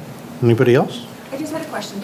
What did you say it's? Come on up to the microphone because it's not for us, it's for the... You have a television audience. Did you say 25% of the lot can be covered with Buildings. Building, the structure. buildings, so that the driveway is not included? Anything in Drive-in excess, parking? that's correct. Anything in excess of 25% lot coverage by buildings Got it. requires a different Okay. variance. That's all. Thank you. Thank you. Are we good? Going once? Going twice? I keep looking at you, Steve. I figured you're going to stand up at some point. Okay. Sir. Thank you. I'm just going to have a few general responses here. Please. I don't want, there seems to be some confusion about whether we are increasing the density and number of residents or reducing nonconformity. For example, it's very easy to say most dwelling units will have 2 cars. Couple tends to have 2 cars. Couple with small children, 2 cars, which means in the current 7 units, there's a potential for 14 cars. In the proposed units, we're looking at 10 cars, but I'll concede maybe there's someone who has a college-age child that comes home during the summer and has a car. So maybe it gets to 11 or 12 cars for the unit, for the development, but it doesn't make it worse. It is still making it better. It doesn't make traffic worse. It's still making it better, and it's engineered. I will also represent to the board that if I will have a stern talk with our engineer if he never told me a variance was needed for lot coverage, because we would have included that tonight. I mean, there would have not have been a reason to, but when we don't see an issue, we don't do an analysis of it other than as he's drawing up the plan. In terms of environmental concerns and even driveway and pavement, we have made as much of the pavement, pervious pavement, as possible, particularly towards the rear unit where there's the fire truck turnaround. It's a fairly good expanse of pervious pavement. I did see that on the plan, but I didn't see any other pervious pavement. Is there other pervious pavement proposed? No, that's it. Okay. Because at least from my experience in developments with pervious pavement, if you could use pervious very safely in the kind of low activity area, but you can't use it as safely. It wears in higher activity area. So I'll give you the example of a car dealership. Pervious pavement is great for where he keeps the new inventory, but not for where customers come in to park. This is the same here. It's the back development where it's designed as much for a fire truck turnaround. That's going to not get heavy use. Pervious makes perfect sense there, whereas for the length of the driveway, it doesn't. Also, there always is an issue with homeowners. Pervious pavement does have to be vacuumed routinely. If it's not maintained properly, after a couple of years, pervious is more a liability than environmentally good. So it's important to get the appropriate use where we think we have it here.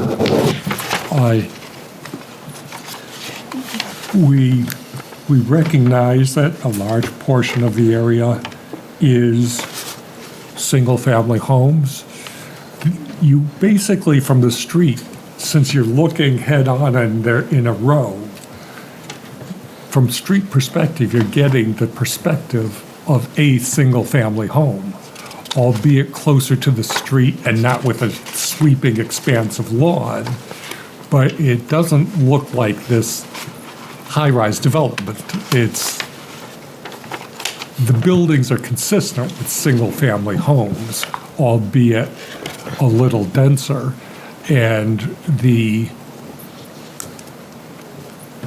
I think 15,000 square feet is minimum for single-family homes. So using the same proportion, there could be at least two dwellings there. So it's not a radical increase, and we think we are decreasing a lot of the effects.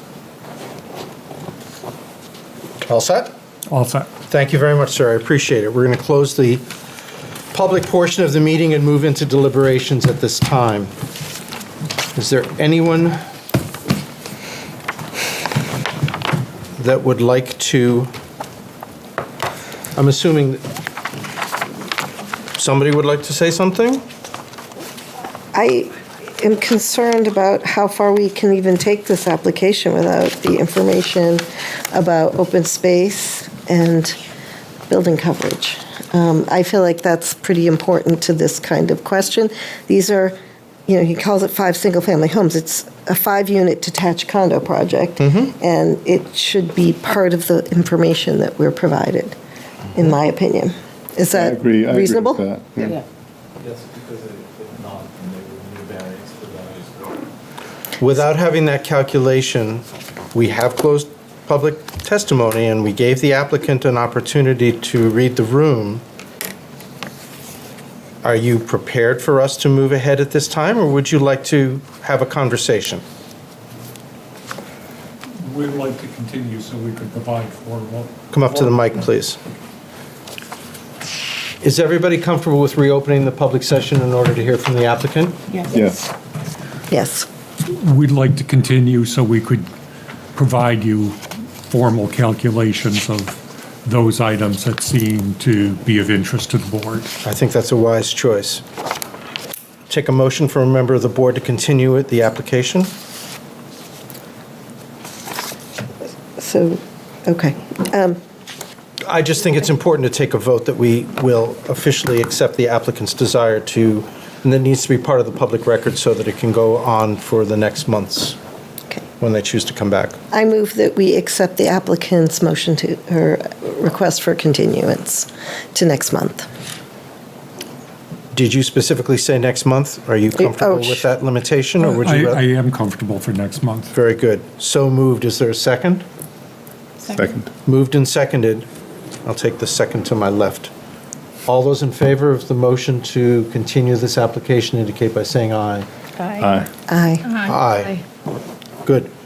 You got 6 votes aye instead of 5. Thanks. We'll see you back. Thank you. Okay. Before we open the next application, Ms. Davies. Oh, yes. So I would like to recuse myself from the next application because I work for the Department of Transportation and my bureau is in negotiations with this applicant regarding access, so I don't think I should participate. Thank you. Thank you. I'm You're gonna stick around and listen to us, you're going home. I'll sit over here and There you listen, go. and There we go. All right. if I can keep my mouth shut, I will. Then there's no question. Martha and Adam will both be voting on this application. Okay. All right? Oh, I guess I should read it into the record before somebody shows up. The zoning board will hold a public hearing on the application of Saxon Partners LLC, seeking a variance from Article 4, Section 4.4, Table 3 of the Exeter zoning ordinance to permit residential use in the CT Corporate Technology Park Zone to allow development of the property with a 34-unit townhouse complex and 2 apartment buildings containing 300 units and associated parking infrastructure. The subject property is located in the CT Corporate Technology Park District, tax map parcel 66, tax map 66 parcels number 2 and number 1. This is ZBA Case 26-5.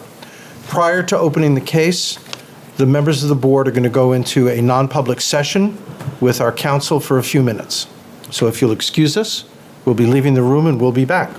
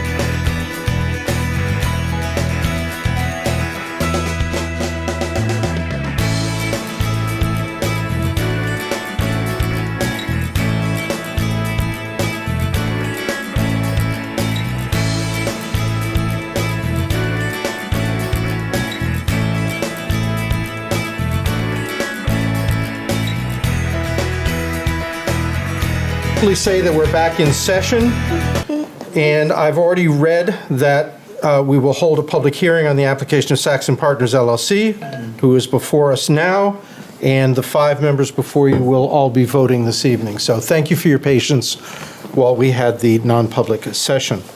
Please introduce yourselves. Thank you, Mr. Chairman. Again, my name's Tim Phoenix from Hopeful Phoenix, Gormley and Roberts in Portsmouth. I'm legal counsel and here on behalf of Saxon Partners LLC.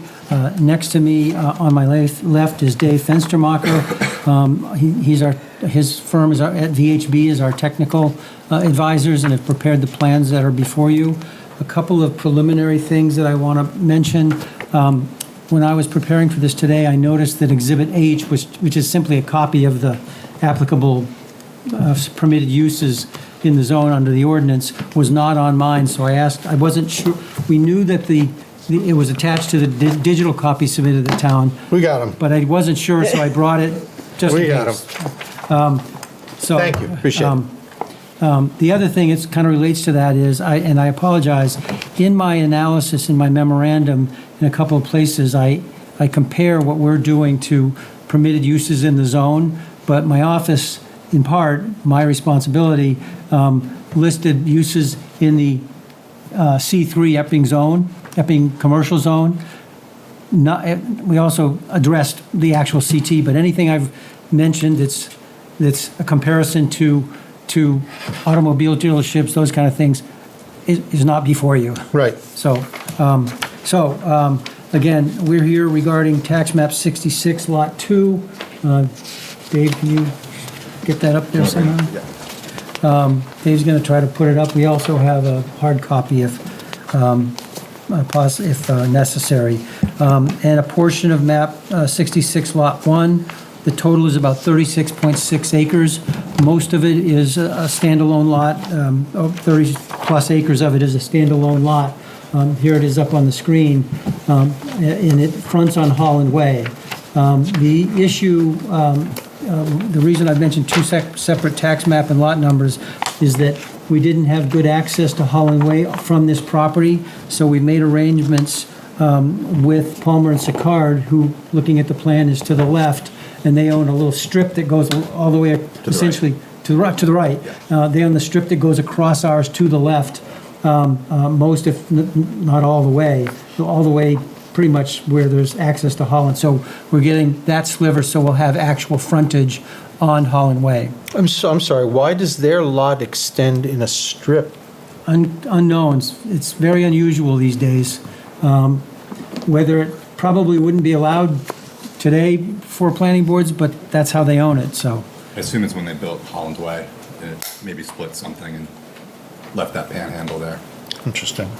So that's the lot itself. You can see it here. You can see the plan. The plan is for 300 apartment units and 34 townhouse units, as you see here.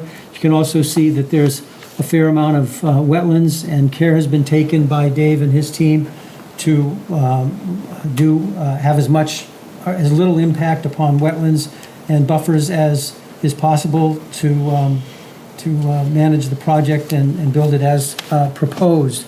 You should know that Holland Way is town-owned, but it's state-controlled. It's a limited access highway. You can't just put a driveway on it without getting permission from the state, which has been arranged, and I don't know the exact number, but I can tell you the state, getting permission from the state to connect to one of the parcels it controls is not inexpensive. So that is a fairly significant cost to even go forward. Can you clarify whether you have officially received permission for that or not? I don't have a piece of paper, but I am advised that we do. In the packet is a letter from the town stating the town's agreement to that. That is item E, where the town acknowledged that they don't have a problem with that connection. But again, it's not the town's decision. No, that wasn't to supplement the DOT agreement. One of the last things they asked us was to make sure that the town, though it is town right away, it's class 5. It's the town's road.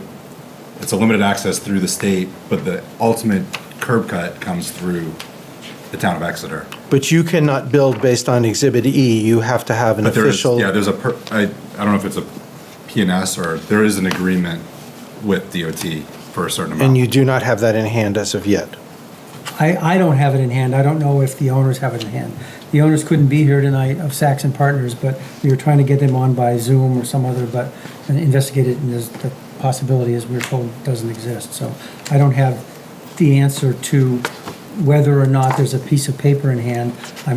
My understanding is that there is a purchase and sale agreement with the state permitting this, and I can assure you that we wouldn't spend the time, effort, and money to come here without having that access tied up, because it would make no sense.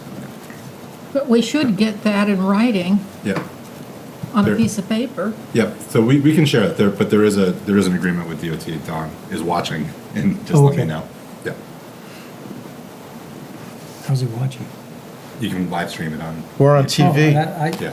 You're live on TV. Well, there's no Zoom, but we're on TV. There's a camera looking at you right up there. Oh, hi, Don. So we can get that to you. Don, who's the principal of Saxon Partners, has confirmed that. You'll also note that this is near the reservoir, which is at the bottom. Well, The we Exeter- noted that. The Exeter Sportsman's Club is also right there.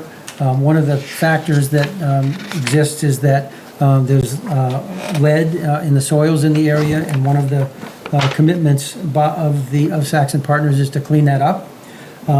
There's also plans or consideration underway from the town for a water treatment area, and we've committed to allow them access to that, which would be at present off-site, by using our driveway system. You can see where up at the top left-ish, there's a driveway stub that connects to the town's property, or to the property to the left as shown on that plan. Is that town-owned property to the left of the That's plan? owned. It's town-owned. Yeah, they own that. What the gun club is on is town property. But that extends all the way, Yeah, it's a little- almost to Holland Way? They're in the same position that the The same, There's a peninsula that blocks their access to Holland Way as well. So we've committed to permitting them access over our driveway and driveway system to get to that property should they need it for the town's use. Particularly, there's a water treatment plant considered. Town water and sewer is accessible, and as I mentioned, the idea is that Saxon would purchase both parcels and merge the Palmer and Sicard. Thank you. Will that work on there, Doug? It did. you moved pretty fast over that water and sewer question. Yeah, I'm advised that the team has discussed it, and we have the ability to connect to water and sewer. Dave can probably Yeah, address that. it would be through to Portsmouth Ave. There's a picture pointer. Yeah, we've got one right here. People at home can see that one up. So, yeah, so when we worked with the DPW to discuss, it's got a big, all right, to discuss basically this in relation to the water treatment plant that was proposed. I don't know if you guys have seen those plans, but it had a couple options. One where it's up here, actually one that shows it in the location of where we're showing this development here. But this right of way does go all the way down and connects to Portsmouth Ave. So Well, the that would- Sportsman's Club right of way, yes. Yes, but there would be a utility right away, or utility easement that would run through there that we could coordinate with. You've not been to technical review?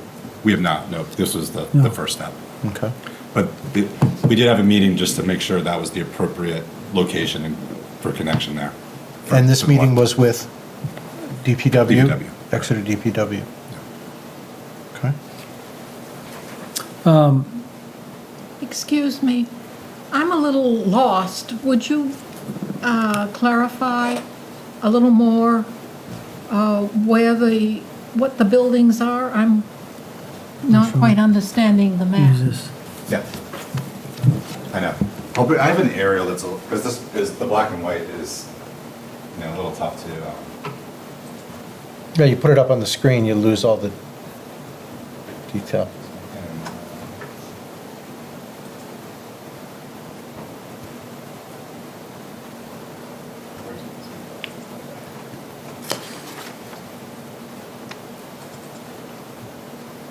That's good. Hopefully that's a little easier to see. So I'll try to get back to the mic. Yeah, microphone's important. Oh, there you go. No, you're fine. I got rid of my Zoom. Life happens. So entrance off Holland Way, and as you come down, there's a long, I'm going to bring it back because that is back there. There's a microphone right behind you if you just want to stay up there.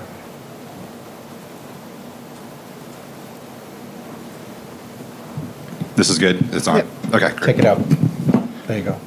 Okay, so what we have here is the Holland Way, the entrance. I'm sorry, this one just, you can't see the parcel lines too well. But the access in, and then a linear building with the views on to the reservoir there, and this U-shaped building here with parking.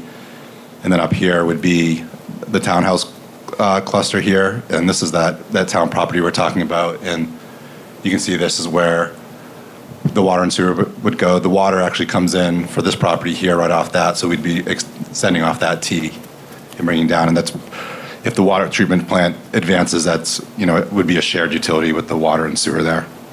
We have a water treatment plant, it's just there's an expansion being planned. Yep. Right. Yep. So I don't want to get too much into those details. No, I don't think that's been approved by the voter. That has not been approved by the voters. Yeah, and that's more of just how we've been coordinating with the town. We wanted to make sure that we're accommodating any future designs there for that. Okay. So I'm going to leave this one up here if that's all right, because it's just easier to see. Did you have any other questions, Martha? Oh yeah, did that give you a better context of where everything Where's is? the driveway into the 300 multi? It's this one. units? Yep, it comes down this way. Right there? Yep. And it would branch off to go to townhouses, and then we provided a stub here that would then provide the city, or the town access if the water treatment plant ended up going there. When you said you've made a commitment, Mr. Phoenix, to cleaning up the lead that exists, that would be on your own property only?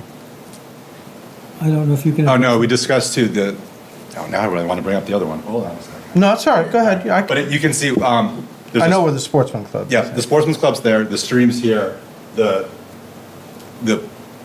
stream actually that's there, there's a intermittent stream that goes into the reservoir, that actually has contamination, that's part of that original report. We would be cleaning all that up as part of this. Even though it's not your property? Correct. Okay. That's something that we talked to the town about, because it extends a little bit, the polygon that they have from that report extends a little bit underneath our parking. The contamination does, the levels.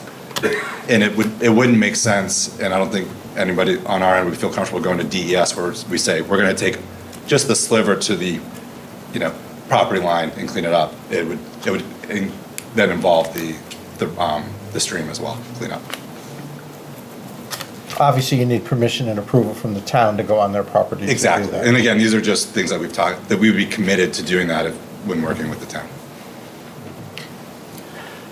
Okay. The other thing I'll Please continue. embellish upon, Mr. Chairman and members of the board, is that, not for you folks, as you know, but for the public, that this is just step one. We've still got to go through planning board.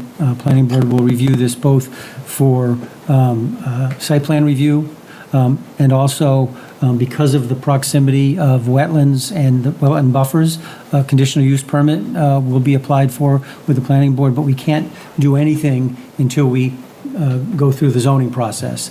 And again, for the public, what we are here for tonight is a use variance only, and that the use variance is needed because this is the CT Corporate Technology Park zone, and residential use is not permitted. It's attached to your submission, but I also just gave you a copy of the page. And what is permitted in the CT zone is business, professional and medical offices, child daycare, light industry, laboratory research, and development uses, and hotels and motels.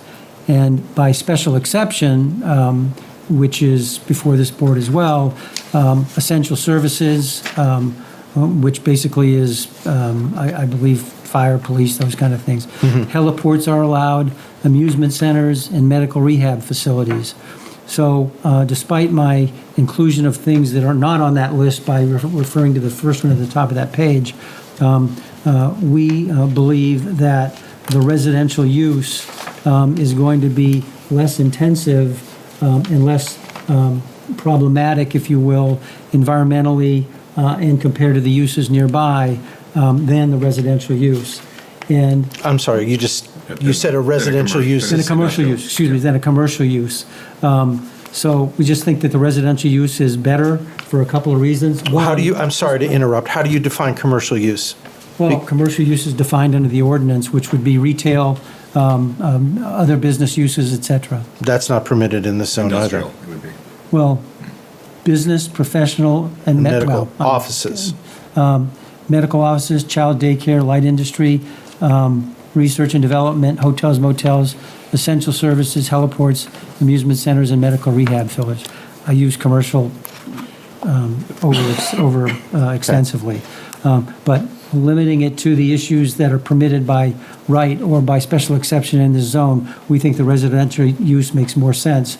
And the facts of those are, number one, we think that a lot of those uses would be, one large building that would be harder to place with parking, without being able to work around the wetlands as much as possible. And care has been taken here, as you saw on the first page, to try to limit wetland crossings to narrow areas and protect the wetlands. Additionally, this particular parcel, which is not on Holling Way, but if you go to Portsmouth Avenue, as you all know, you live here, I live in Stratham, it's very heavily developed, yet no one's come along that I'm aware of to try to develop this property for any of the permitted uses. We think that the residential use will be coextensive with the nature of the area, because you can essentially walk or bicycle and certainly drive to grocery shopping, sub shops, car dealerships, other commercial uses that are gas stations, et cetera, that are located on Portsmouth Avenue in that general vicinity, and therefore are easily accessible. Water and sewer? Yeah, water and sewer, it's existing in Portsmouth Ave here, so it would connect down the back of this building. It'd be an extension that's going to be required. So you said that you've met with the DPW to talk about connections, where you're going to connect. Was there any discussion about the capacity as far as our current system being able to support this many units? We didn't have that conversation at that time. So everybody should keep in mind that we're only talking about allowing this use here. Those details, fair question, but those are typically planning board issues, that all of the details of the construction, connections, that kind of thing would be developed once we have, hopefully, your approval for the use. The specifics of the extent of the use would be through the planning board process. But we approve or disapprove of the application as presented to us, which does include 334 residents. Correct.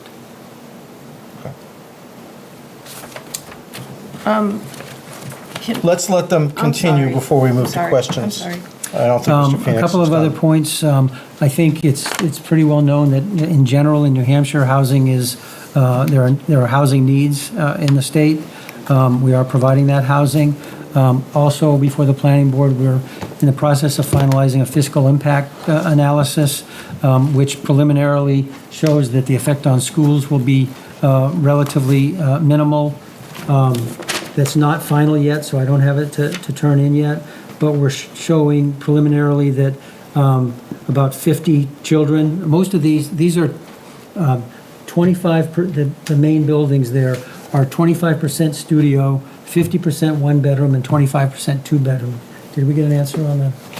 In 3-bedroom for the Yeah. townhouses. The townhouses are 3-bedroom. So the estimate has been there'll be 35 children in K through 8 and 15 children in 9 through 12.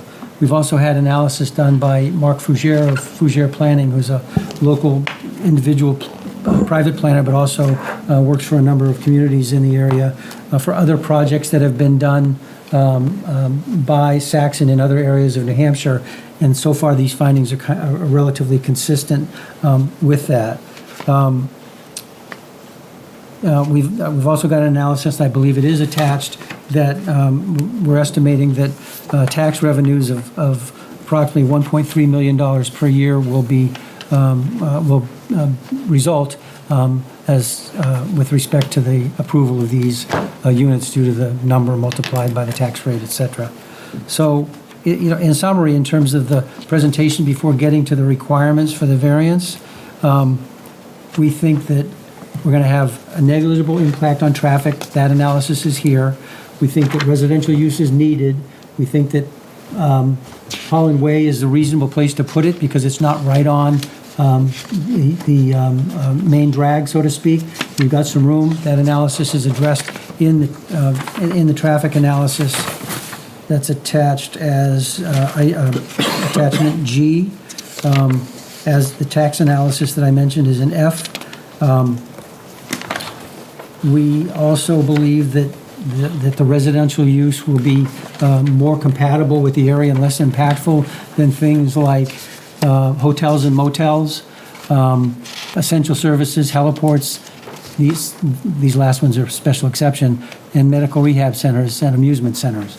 So overall, we know it's a large project. There's a lot of apartments here, but we think it fits in the area, indicated by the area is not being developed for any permitted uses. I've lived in this area for 40 years, and I'm not aware of anything coming forward to try to go in there. When you add the commitment to work with the town to gain access to its land and to clean up the lead, we think this makes sense. I'm prepared to go into the variance requirements, Mr. Chairman. I don't know if you want to pause and have questions asked first? Yeah, I think that would be a good idea, Mr. Phoenix. It's interesting. I'm not an expert at reading or understanding traffic analyses, but to make the claim that 334 units is not going to have a severe impact on traffic seems to me to be a very difficult statement to sustain. I mean, obviously there are at least 334 automobiles on Holland Way that do not exist today. This is a very large scale and very large development. Are you familiar with Article 10 of the Exeter zoning ordinance, which is I have it here. If you refer to page 10.1. Yeah. The town of Exeter deems it desirable to control its growth, size, and nature to achieve the following objectives: to promote the development of an economically sound and environmental stable small town residential community, to preserve scenic beauty, etc. It seems to me that several of these issues are challenged by the scale of the application that's before us this evening. I wanted to get your comments on that. I mean, to promote development harmonious with land capabilities within the town, you have a large parcel. There's no doubt about that. But to prevent too rapid a pace of growth that tends to thwart the planning process and to escalate too rapidly the growth and costs of municipal services, especially of schools. So how many, I'm sorry, I did not understand your comment earlier when you were talking about the number of bedrooms, for example. I mean, the impact of this, we have to consider, not only because of Article 10, but of other things. We have to look at the sheer number of units and bedrooms and cars and that you're proposing. The principle of having residences in this zone does not necessarily bother me. It's the scale, it's the scope, and how it fits into the town, to the community. There are some concerns here that I don't think are being sufficiently addressed. For example, how many automobiles? How many bedrooms are there? How many people are we anticipating? I understand the need for housing. I mean, we've sat at this table many times and beaten that drum for housing. We very much want it. But to have it arrive in one very large chunk is a bit unnerving, I think, on the administration of the town. Thank you, and appreciate the opportunity to respond to your comments and questions. We understand that it's a large project, no doubt about it. It is my opinion, and we hope we can convince you that what we are here today is to determine whether this use is, you will permit this use in the zone for the reasons I said. We've got a plan for this many units. That plan may or may not be successful in terms of the number of units when we go to the planning board. But it wouldn't make sense to spend significant time, effort, and money on developing everything to convince the planning board. And as I read this growth management ordinance, I believe we comply with this. We do have, and Dave can address it better than I because his office prepared it. The traffic study shows that there will be a relatively, I don't want to say minimal, but it won't be a major effect on the traffic, partly because it's on Holland Way and not on Main Street, because some cars are going to go the other way. And you also have to compare it to what if it was hotels and motels, which would be either permitted or a special exception. What if it was light industry with potentially noise, employees coming and going, et cetera? So any of these uses could have fairly significant effect on the construction on the site, and where buildings can go and how they affect the wetland, how they affect the buffer, and the effect on Holland Way. So I think you have to consider all of this. Again, today it's only, can we proceed with residential use in this area? And for the reasons I've stated, in my opinion and in my client's opinion, combined with the fact that nobody's ever come along in my lifetime in this general area to put a permitted use there, suggests that this is reasonable because we're coming along to do it. Looking at the growth management ordinance, we want an economically sound and environmentally stable small town. Well, we're going to improve the environment overall by taking care of the lead. We're putting this off to the side. It's not right in the middle of town. It's a little slightly off the beaten path on Holland Way. I drive it, regularly, and there's not, in my opinion, a significant amount of traffic all the time. You go, you might wait one light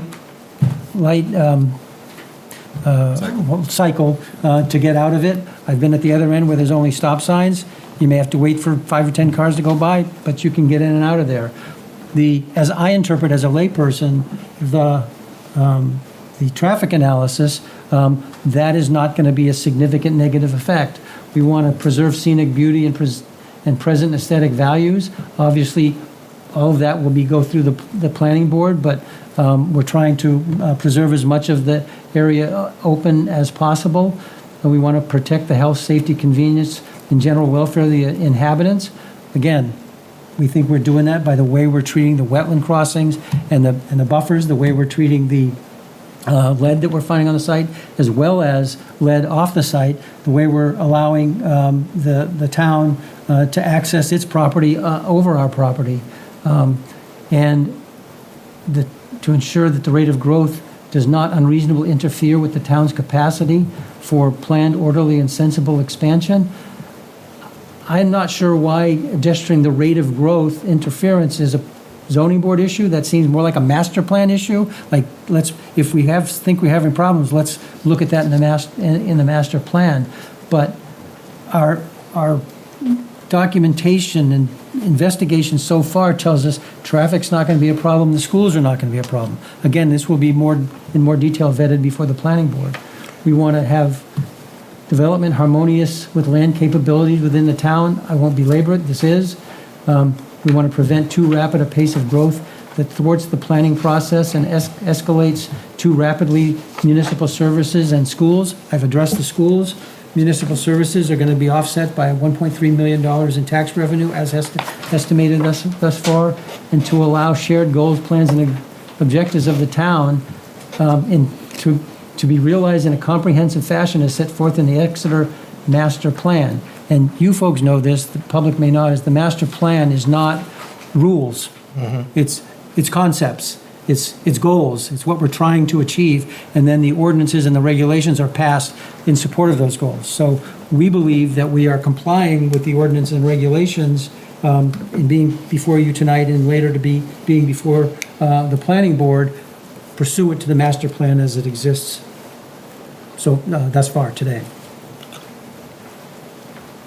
Seems like a good point to pause, and if you don't mind, and ask if members of the board have any questions for the applicant at this time.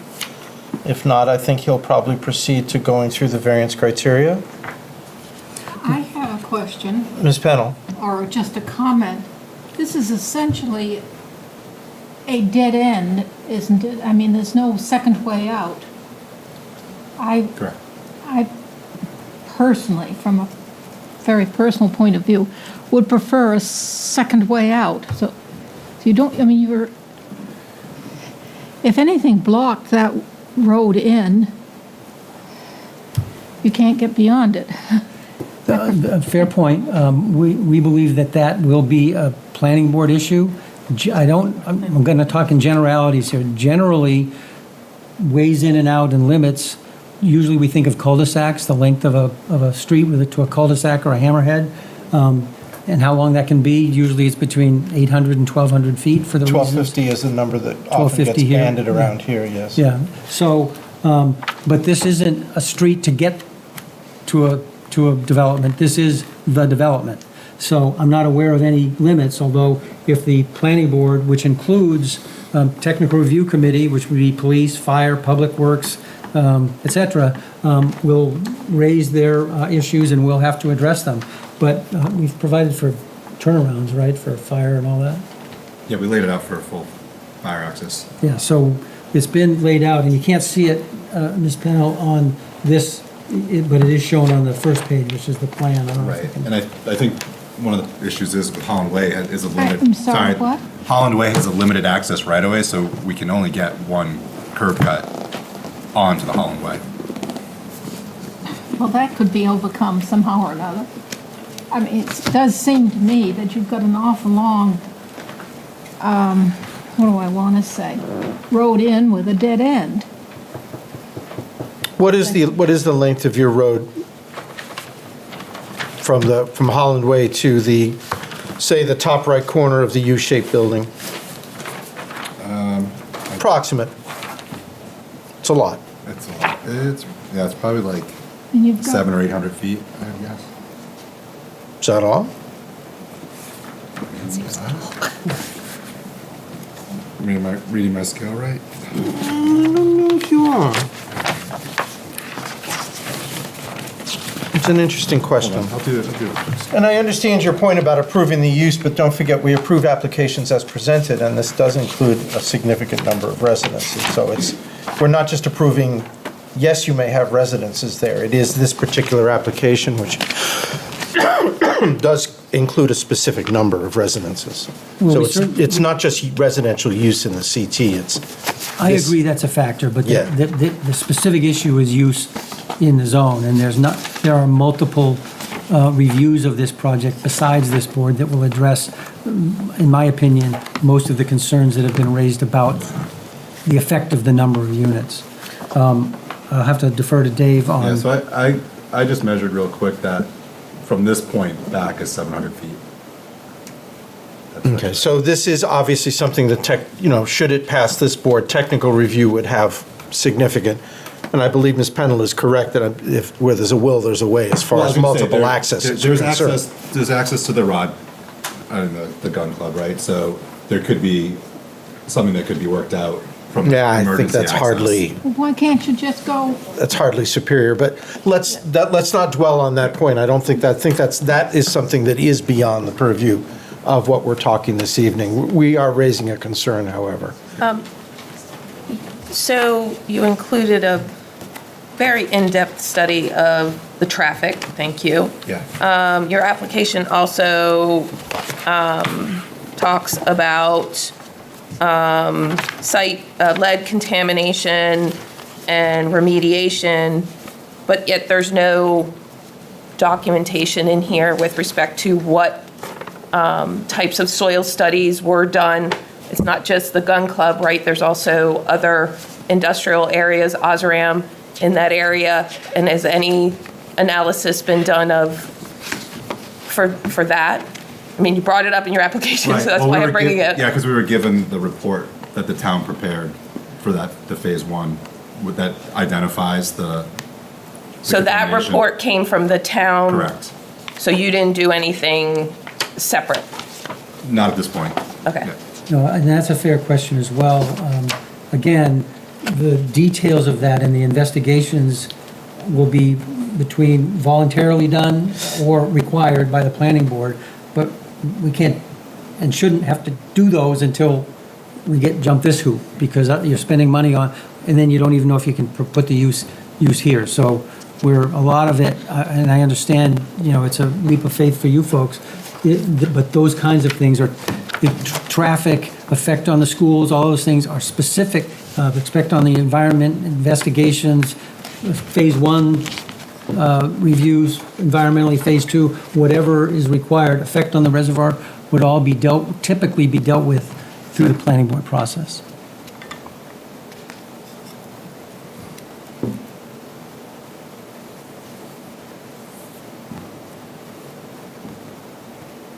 Should I proceed? Please do. Sorry. You That's caught okay. me. I just didn't know if there's any more. No, you caught me reading. Any other questions at this time? Adam? No. Esther? No? We good for now? Please continue. Thank you. Turning to the variance requirements, but specifically, this is a request for use from Article 4, Section 4.2, which I gave you a copy of, which doesn't permit residential use. So the first two requirements I typically virtually always include together, which are the variances are not contrary to the public interest and the spirit of the ordinance is observed. And the reason they're together is because the case I cite and subsequent cases, the Supreme Court has ruled that those are related. So the Supreme Court has kind of considered them together over time. But to get started on that analysis, what I always do is we look at what are the purposes of the ordinance to see how does that affect the public interest? How does that affect the spirit of the ordinance? And if you look at your ordinance, the purposes are, one, we want to lessen congestion in the streets. Obviously, this is not going to lessen congestion, but you have to balance that against development of undeveloped areas and property owners' rights to develop. And the way we address it is that adding the proposed units will be less disruptive than some of these other uses that I've mentioned, particularly those that would be permitted by special exception. The traffic study indicates that there are, I use the term minimal, I don't know if that's the right word, but not excessive, I'll say, impacts to the roadway systems. We want to secure safety from fire, panic, and other dangers. Obviously, all of these buildings will be completely code compliant. There will be sufficient parking. The driveways and parking areas will have sufficient width, and of course will require planning board review, which includes analysis by fire and police, for instance. We want to promote health and the general welfare, and I think we all know that in general, housing is needed in New Hampshire. We believe we've shown that by giving the town about $1.3 million in property taxes, we will cover any needs for municipal services. We've shown you, or at least explained preliminarily, that we believe that the impact on the schools will be fairly low, noting that according to the draft report that I was given, the Exeter school enrollment has actually decreased by something approaching 20% over the past 10 or so years. So there is some room for these, what they're saying is going to be 50 children. Typically, and I think it was mentioned in the last hearing, you don't have that many kids in studios or one bedrooms. When you get to 2, there's a few. When you get to 3, there's more because there's more room to have bedrooms for your children. But the numbers we have so far are 50, which would be vetted with the planning board. We want to provide adequate light and air. It's a very large lot, over 36 acres. As you can see, there's a lot of open space left, even with the development and the driveways. As we mentioned earlier, the driveways, Dave and his company have taken care to try to have wetland crossings at the lowest, at narrow areas, and try to skirt them and get around them rather than go through them other than as absolutely necessary. We want to prevent overcrowding of land. Again, we believe we meet that test because there's a lot of land that's undeveloped. We want to avoid undue concentration of population. We think although some of the uses permitted would not result in population, people are going to be either living in Exeter, coming to other permitted uses, or coming from other places out of town for permitted uses, which could be relatively impactful, especially for certain light industry. In light industry, I can give it to you. I've got the definition here. Basically, it's heavy industry minus, rock crushing and real noisy things. It's manufacturing, putting pieces together that are already manufactured typically, and then either warehousing them or selling them on site. Hotels and motels are going to be a fairly intensive use. Certainly essential services and heliports and amusement centers and rehab facilities are going to be relatively intensive. So we think that as a result of all of that, this concentration of population in this particular area is not going to be undue given its location and these relatively reasonable effects on schools, traffic, taxes, and the like. We want to facilitate adequate provision of transportation, water, sewerage, schools, parks, and other requirements. I won't belabor it. I think I've covered it.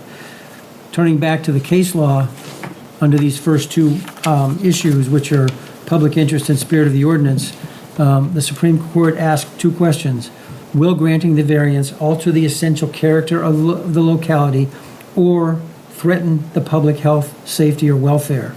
And admittedly, it's a lot of units, but given its location, which you really can't see certainly from Portsmouth Avenue, and is set back off the road and will be probably difficult to see even if you're going by on Holland Way, we do not believe we are altering the character of the locality. In fact, I would argue that having 300-plus units here would be better and less harmful or altering of the essential character of the locality than 5 or 6 in downtown, et cetera, with 25 or 50 or whatever units, because this is concentrated and it is off the beaten path. In terms of threatening the public health, safety, or welfare, we're already committing to clean up the site. We're committing to connect to sewer and water. We're committing to minimize wetland and buffer effect to the extent possible, given the land and where the wetlands are located on it. And traffic will be safe. So for those reasons, we think that public health, safety, and welfare will be protected. The third of the 5 variance tests is that substantial justice will be done by granting the variance. And the test is if there's no benefit to the public that would outweigh the hardship to the applicant, this factor is satisfied. Any loss to the applicant not outweighed by a gain to the general public is an injustice. And then, as I usually do, my submission then goes through the constitutional arguments, which I'll leave out. But if you look at this is basically a balancing test. How will this harm the public versus if it's granted versus how will it harm the applicant and the property owner if it's denied? And we think we're increasing available housing stock. We're maintaining significant open space. We're committed to lead contamination remediation. We're providing access to the water treatment expansion. We are putting residences off the beaten path, my term, on Holland Way. We have approval from the state to do that side, but I don't think they'd let us put a second access on it. But as you mentioned, Mr. Chair, that's for another day. For all of those reasons, including its location close to everything but relatively unseen, and the benefits that we're going to provide environmentally, and that we're dealing with traffic-wise and et cetera, we think it's very clear that there is no detriment to the general public from granting these variances. But if it's denied, you're going to have a piece of property that will remain undeveloped, which is not good for the property owners and not good for the developer and not good for the public who will live there and frequent the establishments in town, send their kids to the school, etc. The fourth test is that granting the variances will not diminish surrounding property values. Whenever this issue is considered in any one of my applications, whether it's residential or commercial, we always have to do that analysis. should we get an appraiser? Should we get a realtor, somebody to come in? And I often do it, not so much for residential stuff, but for this one, it was my opinion, and we decided that wasn't necessary because of the nature of the area around it, which is almost exclusively, if you will, commercial, industrial, car dealerships, gas stations, fast food restaurants, grocery stores, all of those kinds of things. Those are the businesses, for the most part, that these people are going to frequent. So them being there is going to be a benefit to the people who are operating their businesses in the area. I know there's some residential areas fairly, nearby. I know there's development, behind, I call it Gary Blake Saab, but it's not anymore. Up at that area, my daughter lived there until last year. And there's other developments that are off of the main drag. None of those are affected by this as far as we can tell. Holland Way is a special in that effect because it is town-owned but limited access. Not just anybody can connect their driveway to it. So we've concluded that when you add all this together and add $1.3 million in tax revenue supported by the traffic analysis that we've done and the school effect that we've told you about and will be vetted fully with the planning board, we think it's pretty clear on common sense wise that surrounding property values are not going to be diminished. And then finally is the hardship test, 3 prongs to that. One is that special conditions distinguish the property from others in the area. Usually I'm before a board like you're saying, our property is much smaller than all the other ones in the area. In this case, a special condition is that I don't know what the size of some of the other lots are, but this is, for Exeter, New Hampshire, in my opinion, 36 plus acres is a large piece of property. So that is special compared to the overall surrounding area, and not just Holland Way, but all of the things that are nearby and Portsmouth Avenue in particular. It's essentially, the main portion of it is essentially landlocked. So unless somebody can get an agreement that ties up and adds the Palmer and Sicard parcel of the property, it's going to remain landlocked. The town's property next to it is landlocked, and we're solving that problem for them by allowing them to connect with the stub that David has shown you. It's accessed by a town-owned but state-based limited access, which is unusual. That's, to my knowledge, other than 101, et cetera. Holland, in fact, I don't remember a town street that the state has had that kind of control of that I've ever dealt with, other than main thoroughfares like highways. It's burdened by lead. It's burdened by the proximity to the reservoir. It's burdened by wetlands. So it's ill-suited for large commercial buildings with their subsequent parking. And you need to find a use that allows you to work with the land, with placement of buildings, placement of driveways, et cetera, that respects and minimizes the effect of wetland crossings and buffer crossing. So all of those combine to create special conditions. The second prong is that there's no fair and substantial relationship between the public purposes of the ordinance and its application here. And what's the purpose of property use restrictions? Typically, it's to separate incompatible land uses from other uses. You don't want the pig farm next to the residences. So zoning properly separates things. That's why businesses, commercial and other businesses are allowed on Route 108, but not in residential areas. Here, although we're not near other residences, but we're far enough from other incompatible uses to not negatively affect them. And the residents there, as I've mentioned ad nauseum now, will benefit those local businesses. So there's just no reasonable purpose, given that no one's come along to develop that, and that I know of in my 40 years living in this area. So I think those demonstrate that there's no reason to saddle this property with only the permitted uses when none have come along, and now you've got someone who's going to put a significant investment in it with a benefit to the town, with connection to the Holland Way through the state and the town, with cleaning up the site of lead, et cetera. For all of those reasons, there's just no reason to limit this parcel to non-residential use. And then finally, the proposed use is reasonable. Multifamily residential is prohibited. There is, as you know, legislation pending that will, I don't think it's been appealed yet, but as of July 1st, that will allow multifamily residences in commercial zones and related zones permitted by right. However, I will say that that I've spoken with Dave Sharples, the planner, about this, and the town, at least the staff's position is that the exception, which includes if there's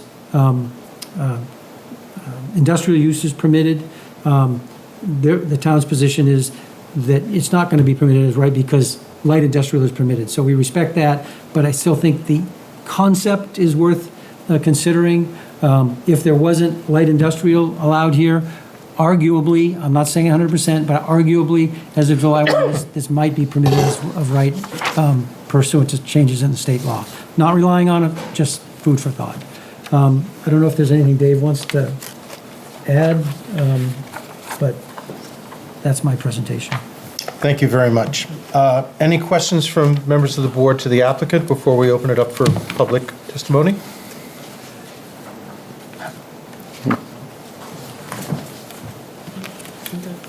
I said I was done, but I have one more thing. If there's something that you think is missing to give you a proper analysis, we respect that. We tried to be mindful of what we thought you would need to make an informed decision about this and not give you things that we thought were primarily planning board considerations, but if there's something that you need, we certainly respect that. Thank you very much. Appreciate it. Obviously, you'll be given the opportunity to come back after public testimony. So thank you very much. Appreciate your presentation.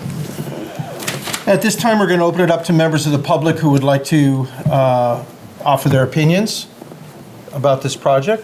Quite a few of you have stuck around until 10 o'clock. No, is that almost 10? Yes. Oi. All right. I'd like to go. So, microphone, chair, name, where you live. So, Danny Shimmick. I'm sorry, you're going to have to repeat that for me. Daney. Yep. Shimek. Thank you. And you live at? 16 Windermere in Exeter. Yep. No, you don't. Yeah. No, there's no such place as Exeter. I guess I said it wrong. Yes. Sorry, everybody groaned in the room because they're used to me saying that. It's Exeter. Exeter. No G, no Z. Oh, this is true. I grew up in Texas. There you go. All right. Have at us. Can I go up here and show? Nope, stay right there with the microphone would be best. Well, There's a pointer right in front of you. Well, so what I want to show. Oops. Needs to top up. There you go. So this is a little bit misleading because there's Windermere's right over there. a big neighborhood right here. So I think to say that it wouldn't be affecting any local neighborhoods is probably a stretch.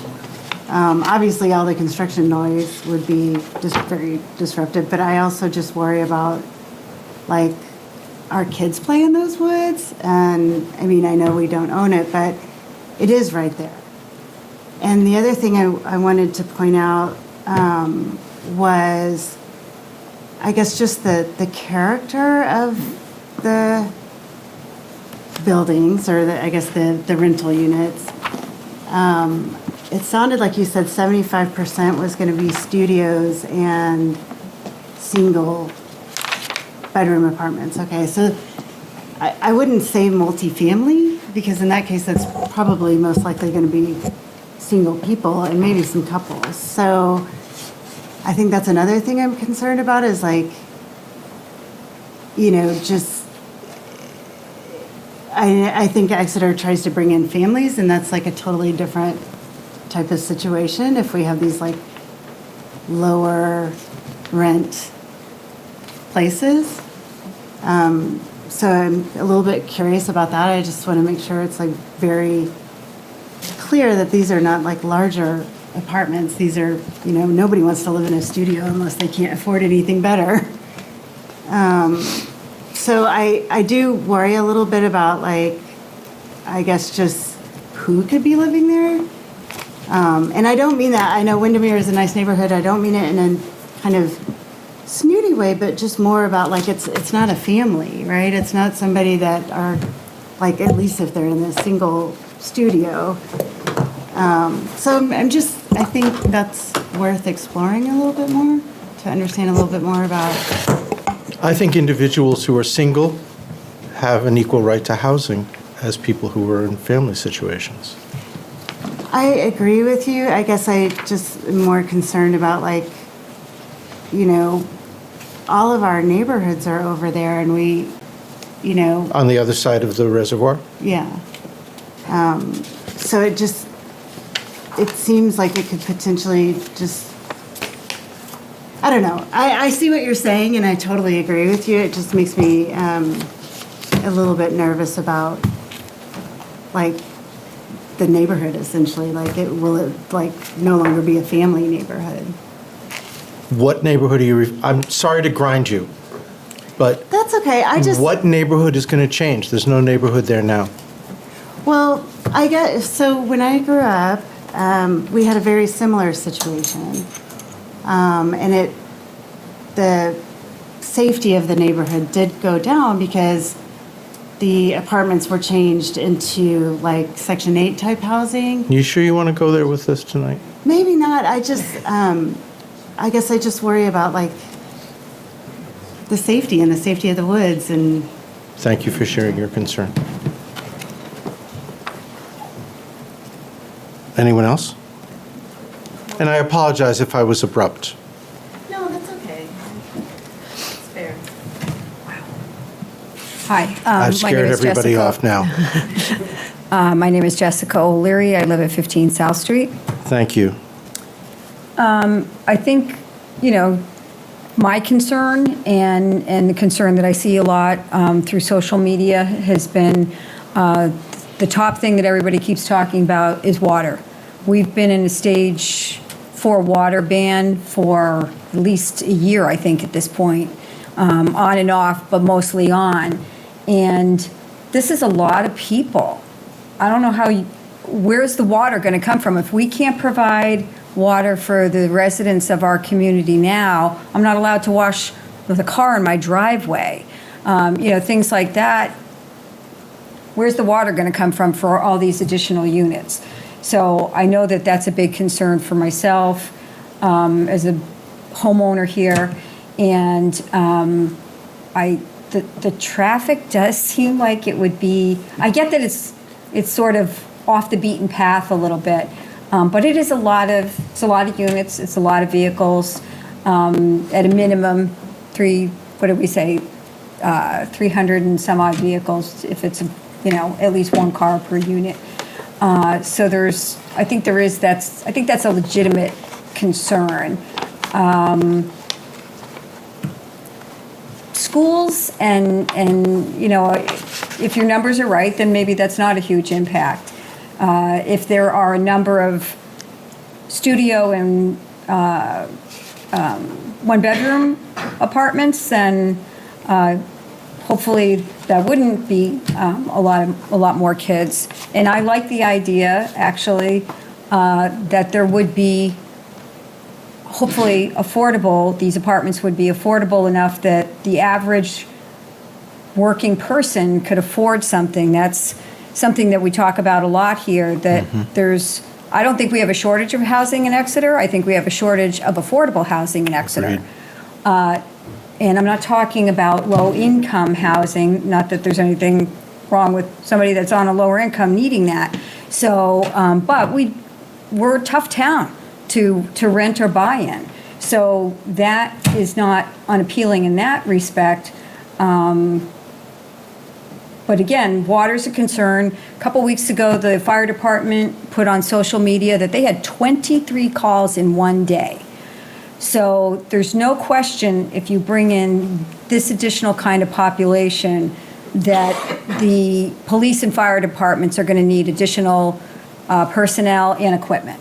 I don't see how it's possible that that wouldn't be necessary, and your tax revenue from that would certainly offset some of it, but it's a real concern, especially where they're a little bit outside of town. I mean, we're in the process of putting in a new safety complex over on 27 that's to the tune of, if I remember right, it was something like $23 million. It's a lot of money. So, to now have another section of town with that kind of population, again, to me is a concern. The water is a huge concern. Everybody I know has said, where's the water going to come from for this many people, whether it's this, all the other building that we have going on, but this is a lot. So that's where my concerns lay, is the water, the traffic, and the safety complex, and how that gets addressed. And so, thank you. Thank you very much. Appreciate your comments. Hi. Hello. My name is Sean Fahey. Sean Yes, Fahey. Fahey, Fahey. Thank you. And you live at? 7 Dearborn Brook Circle. 7 Dearborn Brook Circle. Thank you. I want to touch on a few things. As she mentioned, as far as the calls, I personally I wasn't going to go in this direction, but I was at a business where someone was having a heart attack, symptoms, what have you. I happen to have, I was able to help and assist, and we called. It took 25 minutes for an ambulance to come. In Exeter. In Exeter. I was asked not to bring this person to the hospital myself because it was a business, it was a liability, so we had to wait. Unbeknownst, we had to wait for an ambulance to come from Northampton, and we didn't know. So 25 minutes, whatever. So it's just something to kind of keep in mind. It just seems to be quite overtaxed in that department. That's one. Two, yes, I am also close over there. I don't know as far as trees and what the sight line would be for our neighborhood. I'm sorry, I don't know where Dearborn Brook Circle is. It's part of Windermere. Oh, as okay, well. thank you. So we're kind of backed up over there. And I just don't know what the plan would be, and of course, that would be later on down the road. It's not like the initial, but we do like the trees. You think about the wildlife, not that that's the biggest priority. It's about housing, and I think it's important that we have affordable housing, especially with what's going on. But I also consider the wildlife, what trees will be left? What would our sight line be, and will we see these buildings? The other thing is the traffic. And it was mentioned that he himself drives Holland Way regularly. Quite many of us do. If that's the case, we got ourselves going there regularly, and then you have the people coming from those units coming out regularly, going both ways. We sometimes have had to sit there without all these units and all this. 3 cars in front of us, 4 cars, then you're talking about the buses and everything going, and we're trying to get out and all the things. I'm sure that would be addressed, but something to think about is the amount of cars that will be waiting. Also, getting into town, I avoid going into town because we are sitting through a light, 3, 4, 5 red lights just for us. It just seems just a lot of more people. As far as the schools, the cars are sitting in the road waiting to get in to drop the children off. I just think of something like that. Also, if you do have 1 units or even studio, I don't know if there will be some rules as far as how many people can be in those units. I'm not really sure. But because people are stretched financially, and trying to get these families, and they may not be able to afford a 3-bedroom, and they're going to want to be like in a 2-bedroom. They may have children sharing a room, so I'm a little concerned like what those numbers are. And I'm for it, I'm fine. I mean, I like the fact that we need to get, people in housing, but I'm thinking about the amount of children and the school system. So I'm not really sure how those numbers would work. I just feel like our little town of Exeter, and it was mentioned the spirit of Exeter, I don't know why personally Exeter has to be the town for New Hampshire to provide this housing. We have other, I don't know if that's inappropriate to say, but there are other places where maybe we can make that a little less than 300. Maybe, we would like to contribute to the affordable housing, but maybe not so many. I don't know if that might be an option. And I was a little concerned about the lead. I don't know who that's affecting right now. I'm ignorant about it. So I like that they want to clean it up, but if they weren't there, if there weren't so many, would that still need to be cleaned up? I don't know, but I think that's something that I should probably myself investigate. But It does need to be cleaned up, needs to be addressed. It does, It's a okay. long-term problem. very good, okay. And I think that's it for me. Thank you So, very much. Appreciate your comments. Thank you.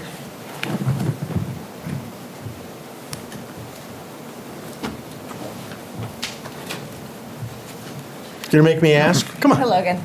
Oh. Serena Prevey, 14 Garfield Street. Right? Just regarding the zoning, it's my understanding that this has been, that this is zoned corporate technology and Correct. has remained such in order to allow the opportunity for businesses and encourage businesses to come to Exeter. So my fear is that if we eat up this area with residential housing, do we lose that opportunity? I don't know which percentage of that area this is spec'd for, if it's the whole thing, but I know that. This entire parcel is in the CT Commercial Technology Zone. That's correct. And this whole project would be taking up that whole zone? No, but a very large percentage of it. It extends from Hampton Road all the way to the existing buildings on, all the way to Hannaford. Yeah, yeah. Is So I CT. understand where the parcel is, I just didn't know how much of that parcel this project is. There's a map proposing somewhere to in the take building up. that shows Which it, that shows percentage? the zone. I don't know what percentage it is of the CT zone. It is 30, what was presented, 36 acres. Yeah. So I'm my- not sure what's left, but this is a Yeah. very large percentage of that parcel, So yes. my concern is, even though we don't have anyone looking to use that property now Mhm. as a business, we immediately lose that opportunity for Thank growth you. in the future. That's correct. All right, thank you. Sir, you did come to talk on this case. I did. Okay. That's what you said earlier. Yes. Well, I had some things written up for this case, and then I had to jump in. Once again, my name is Mark Bessler, 8 Haven Lane in Exeter. I have a procedural question. Sure. I'd like to ask a very specific, non-confrontational question to the applicant. Is that allowed, or do I present Nope, it to you? you can ask us, and they can address it in their rebuttal. I would be interested to know if this is part of Saxon Partners, the Merrick development project. If I can read, would it be appropriate to explain what that is and read from their website? Yes, that would be Okay. fine. I don't even know the word that you're using. Sure. It's not part of our application, so Great. we only know what's presented to us. Okay. So, Saxon Partners, on the residential side of their business profile, they have something called the Merrick, M-A-R-E-K. And I'll just read the very short description of it. The Merrick is a new program of specialized multifamily developments located near major medical centers across the country. This program features apartment communities designed to provide a balance of lifestyle, convenience, and value. And I'll just leave it at that. There is a similar development over in Lebanon, New Hampshire.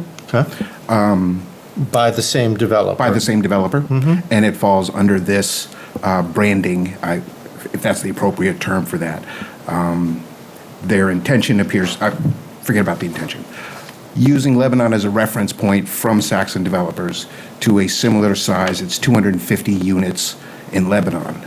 The starting rent for a studio apartment is $2,800.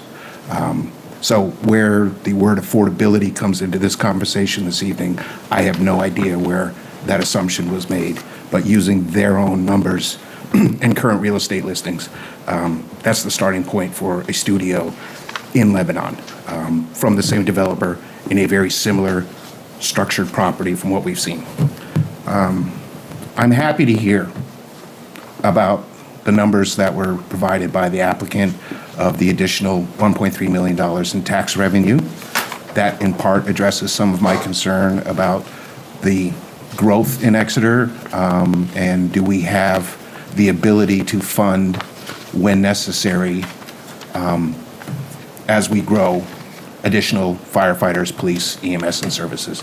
So that is a good number to hear. To put that in context, I ran the numbers quickly using the latest census data. That comes out to $3,900 roughly for those 340 units per unit of annual tax dollar property tax versus the median tax payment in Exeter, which is $8,800. So on the one hand, you have, as a homeowner and a taxpayer, you say we're paying this much for city services, and now we have 334 new households as defined by the census units contributing half as much. And I get it, they don't have as much land use and they don't have as much road infrastructure, but that balance seems a little bit off when there is no affordability that has been mentioned in this program here. Like some of the other folks here, I am very concerned about a couple of things. I touched on it earlier this evening. In totality, I counted roughly 1,000 or more units being on the books, either in a proposal like tonight or a presentation like tonight or in active development in Exeter. And again, using U.S. Census definition of households, that 1,000 is a 16% increase of active households being built or being proposed right now. Can the town handle a 16% increase in households in the next 2 years, 3 years, or whenever that comes in? And that includes some of the other developments. And that was my just kind of closing the loop on that question I had of, is your mandate as the zoning board to work in isolation case by case, and how much of it comes into a larger overall plan? We had the applicant talking about master plan, select board.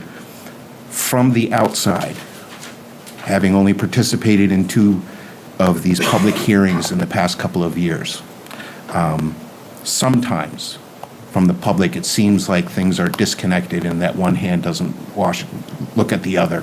And I'm not picking on any individual department in town. There is a lot that goes on that we are unaware of through closed session or not paying enough attention, myself included. So those are some of the issues that I have. To start with, I just want to reference some notes that I had in here. I'd like to second Ms. Fahey's comments about concerns of medical care and access, and I mentioned it earlier as well, the bed count, where we continue to grow in Exeter and the Seacoast area in general, but we'll focus on Exeter. We keep bringing more people in, and there is a metric, and I can go out and find reports if this remains open and be happy to provide them at a future date. But at some point, you need to increase the bed count with your population or services go down. We already know that emergency room visits are exorbitantly long, and that is a combination of population growth and a shortage of medical staffing. It's not purely medical growth. Just want to go through my,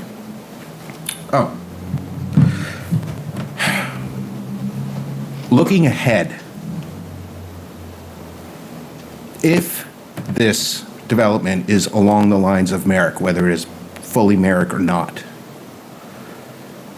it's going to be higher end housing.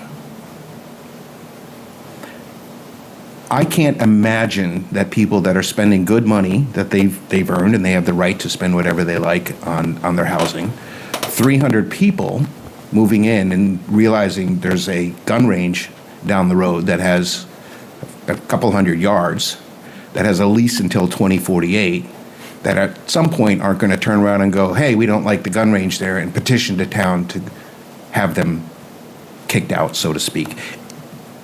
If that lease holds true, I also can't really envision, and maybe I'm just naive about modern waste treatment systems, or water treatment systems, it's not waste, water treatment systems, that those same caliber of residents that can afford these units would be willing to have a water treatment station even closer than the gun range if the proposed future site comes to fruition. And do we back ourselves into a corner as a town where, should that need occur, that we are up against residents that are not here now, and we've granted the development company to build these units, and 10, 15 years from now, the town decides we need to build out that water treatment plant.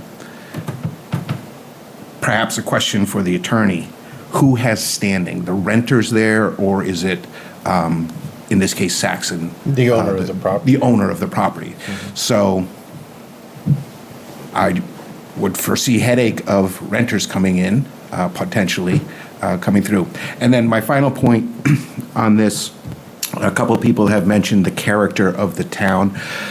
It's tough. Things need to evolve and change. We can't stay stuck where it used to be, where folks I know used to be able to plow their truck routes when they were 12 years old, cruising through town because they knew in a nod and a head, and that was small town America. And we're growing and we're expanding. There are studies upon studies that show that a large influx of residents in any town that are predominantly renters, and in this case, I don't know about the townhomes. I believe the 300 units will be apartments. I can't speak to the townhomes. There is less of a connection to community. It doesn't mean that renters are bad, but when you have a large influx of renters, especially suddenly, there is less of that community piece. And I believe we are all seeing in 2026 versus pre-COVID or the early 2000s or the 90s, we are becoming more and more siloed in our own personal lives, and we are not connecting with people. I met a couple of people here that literally I can look out the kitchen window and see their house. I've been there for 30 years. I didn't shake their hand and get to know their name, right? And we're losing out on that. So those are the big things that I had to say. And then finally, just really the idea of green space. Once it's gone, it's gone. I understand the CT zoning that's currently there.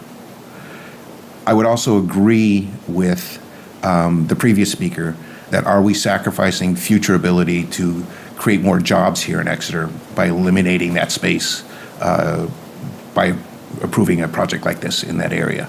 That it too would eliminate some green space. But I can't see, based on those plans, our reservoir not being impacted at a minimum during construction.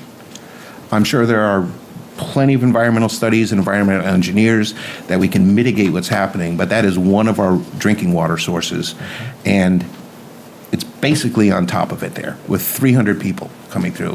One busted pipe, one bad piece of construction, one piece of underground strata or structure, I don't know the right terms, we punch through something, I don't know. And as mentioned before, I believe it's 3 years in a row that we are in the water restriction. I believe also we started earlier this year than we did in the past years. I don't think we ever came off of last year. Yeah, so we haven't come off. And I don't want to deviate too much, No. but perhaps it will begin to sink in with many people who do not choose to look around and wake up. It is not going to get better. We are going to continue to have water restrictions, and we are continue to be in drought, and it is going to continue to get hotter. And those concerns are mine. So thank you. Thank you very much for your comments. I appreciate them very much, sir. Now I got to look at the last application to make sure I get your name right again. Last name, Mark? Bessler, Bessler. And again, where do you live? 8 Haven Lane in Exeter. Thank you very much. Good evening. Would you care to introduce yourself? I'm Laura Davies. I live on Pickpocket Road, and I'm just speaking as a citizen. I want to first acknowledge the need for more housing. As a member of the board, I have definitely beat that drum, and I appreciate that we do have a need for more housing, and I sincerely hope that this is at least somewhat affordable, or workforce or something. So that wasn't discussed, but I'm hoping that's the case. I have some pretty strong concerns about the single means of ingress and egress and its safety. We have a place up north, and in the last 3 weeks, it's been flooded 3 times, and Route 113's been washed out. So, things can happen that aren't foreseen. That wouldn't have happened 15 years ago. It's happening on a repeat basis at the moment for some reason, and I think it's, climate related. So Because we're having more major weather incidents, more concentrated incidents. concentrated bursts of severe weather. Right. And Everywhere. I know that can happen in different places. So that's a safety concern in my mind. And there will be somewhere between 700 and over 1,000 residents, depending on how this, gets filled up. So that's a lot of people that could be cut off or inconvenienced or,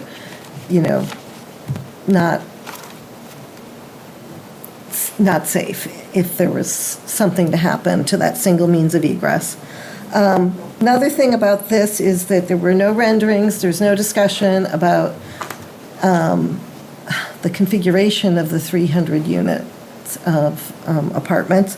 This zone has a height allowance up to 50 feet and potentially up to 60 feet.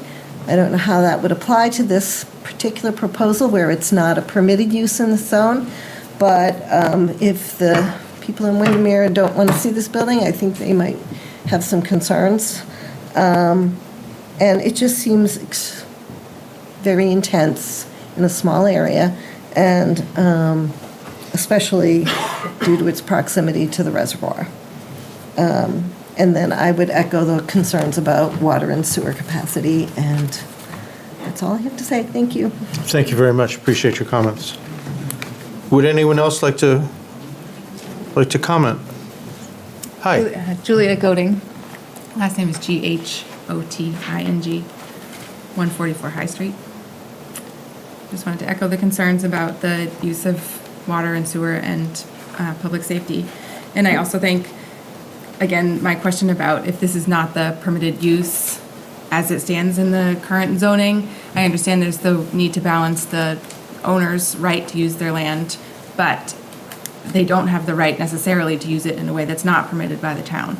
So Correct. I think that that's where the rub is. If this is not how the town envisioned it, then it's not a guarantee that they have the right to use it in a different way, especially given the concerns about safety and usage. And I also think if we look at Portsmouth, as that area has gotten more and more built up, certainly the number of people who live in each unit has changed. So the demands on schools may be assessed one way now, given the way that Exeter is right now. But if we have a large influx of new people and new apartment buildings, the number of people per unit may change, and those assessments of traffic and school usage and everything else may be very different than we envision it, because I think it would cause the character of the town to change. Thank you very much. Please. I'll be quick. I know it's getting late. It is getting late. Hi, everyone. I'm Elise, Elyse, last name Storm, Storme. I'm also at Windermere, but at 8 Windermere specifically, this is my first one of these meetings to attend, but it's mostly because, yes, I live right by here. I am, of course, a fan of the idea of additional housing. I've been a renter in New Hampshire before. It is a tough market to try to get any sort of rental in. And so I'm supportive of more affordable and more rental housing. But for me, I drive down from High Street over on Holland Way on my way to Hannaford's once, maybe twice a day. I know what that route looks like. And my concern is more, I think that's really, honestly, valuable property. It's right between exit 12 and exit 11. It's right near 101. It's the closest exit that Exeter has to 95. And what we would be doing is removing what I think could be future valuable commercial property from Exeter. What I've heard from everyone today is that there's concern about maybe we need future medical offices, maybe we need future childcare, and that space, if we give it away, you guys are the experts. I don't know how often we flip residential to commercial, but I have to imagine it rarely happens. So if we make this decision, it means that we are losing what is a nice chunk of future commercial space, easy access, multiple ways to get to it from 2 main areas and 2 exits, and we could be basically making a short-term decision that helps the town, but negating an option that we have for the future. So I just wanted to say that it's a great road. I think childcare or medical facilities in the future could be something that we'll need it for. Thank you very much.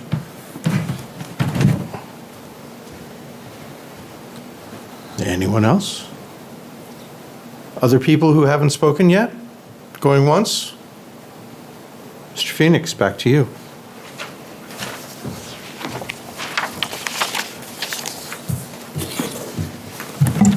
Thank you, Mr. Chairman and members of the board. There's a lot said, so I'll try to be as brief as I can. I'd like to get home as much as anybody else. And I will also say, as a practitioner in this area, I appreciate the manner in which the public has addressed this. They're very respectful, calm, their comments are understandable, and we appreciate that because sometimes it gets contentious, and we didn't see that here. I'm going to try to go through the highlights because a lot of people repeated things, and I'm going to try not to do that, but I want to start with the first comment about the question about multifamily.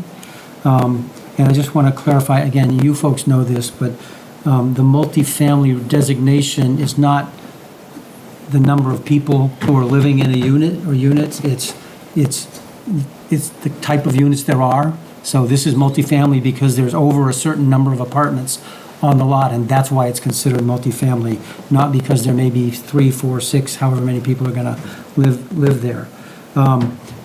In my opinion, and respectfully, most of the comments that were made and most of the concerns, which I respect, they're obviously, they're neighbors, they're lay people for the most part.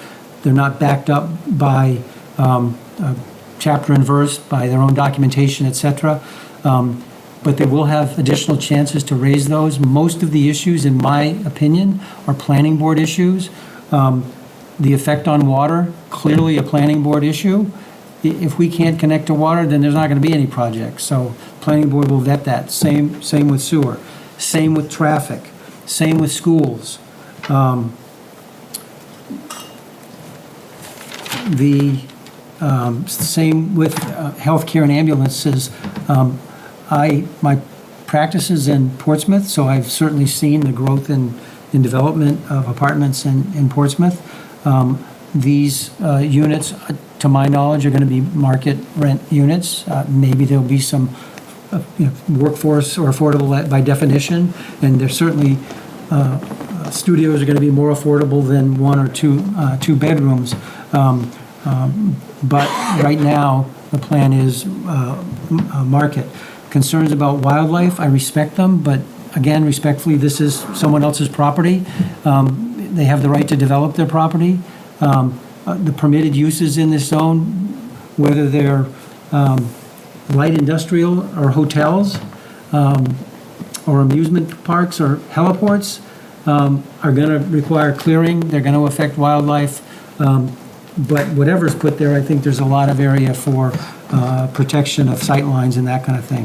One thing that was mentioned later on, but I thought was a good point, is the effect of these. This is apartments in a non-apartment zone. So what dimensional issues apply? And the answer is the dimensional requirements of that zone apply. Even though this is, if this is approved, even though that's a residential use, you don't turn to the residential use to find out what your setbacks are and what have you, and what your height is. It's still going to be as required under this zone unless there was a decision made, if something's violated, to come back to this board and ask for a variance for it, and we're trying not to do that. The number of people per unit, again, I respect that concern, but I suppose there's a possibility that the planning board could restrict that, but generally that doesn't happen. It's sort of self-policing, and I don't think that my opinion is that the number of people per unit is not going to significantly exceed what is generally found in a studio, which is usually 1 or 2 people, a 1-bedroom, which is usually 1 or 2 people, or a 2-bedroom, which might be, 2 parents and 2 kids. I don't know, but most of the issues. Before you, excuse me, we have one more item, Sorry, Laura. I'm harsh, aren't I? You're wonderful. There was a question about the lead, and Mr. Chairman, you addressed that. Definitely it needs to be cleaned up, and that is a significant benefit.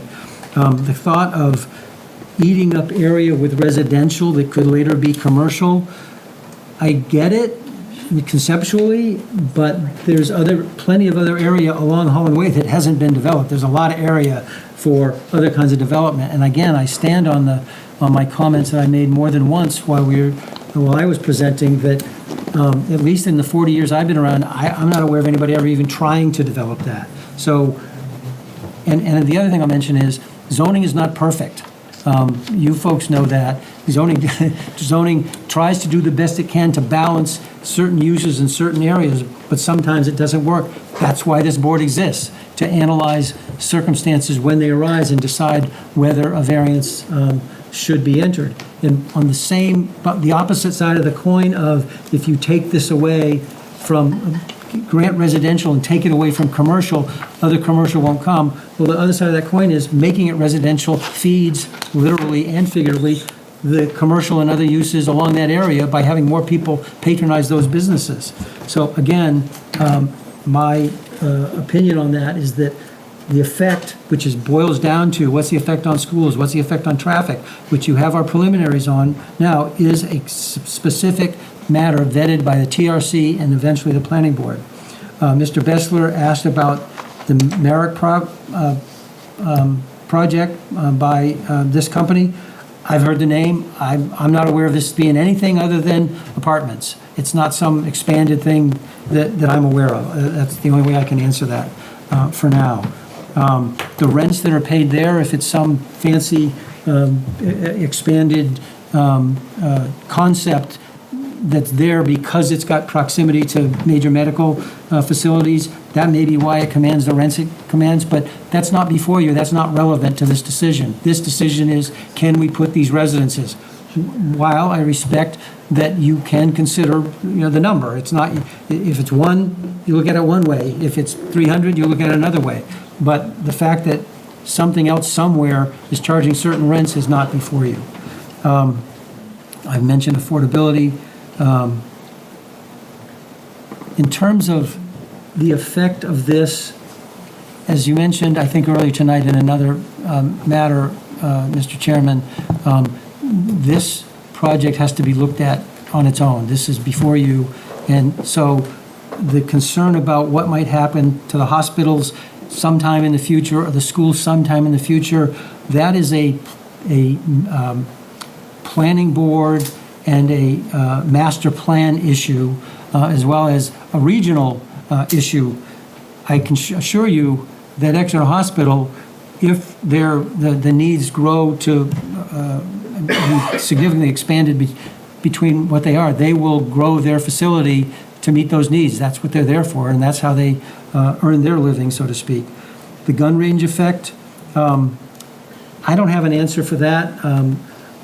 That's a planning board issue. There is a gun range nearby. I don't think that owners would have a right to make the town move it. I can't tell for sure, but it's it's in closer, but not exceedingly closer proximity. I don't know what Windermere can hear. On the one hand, it's a fair distance away from the reservoir, but the gun club is close on the other side of the reservoir, so I don't know what they hear. It may be They hear a similar, lot. but. We hear that. I got it. They hear a lot. Okay.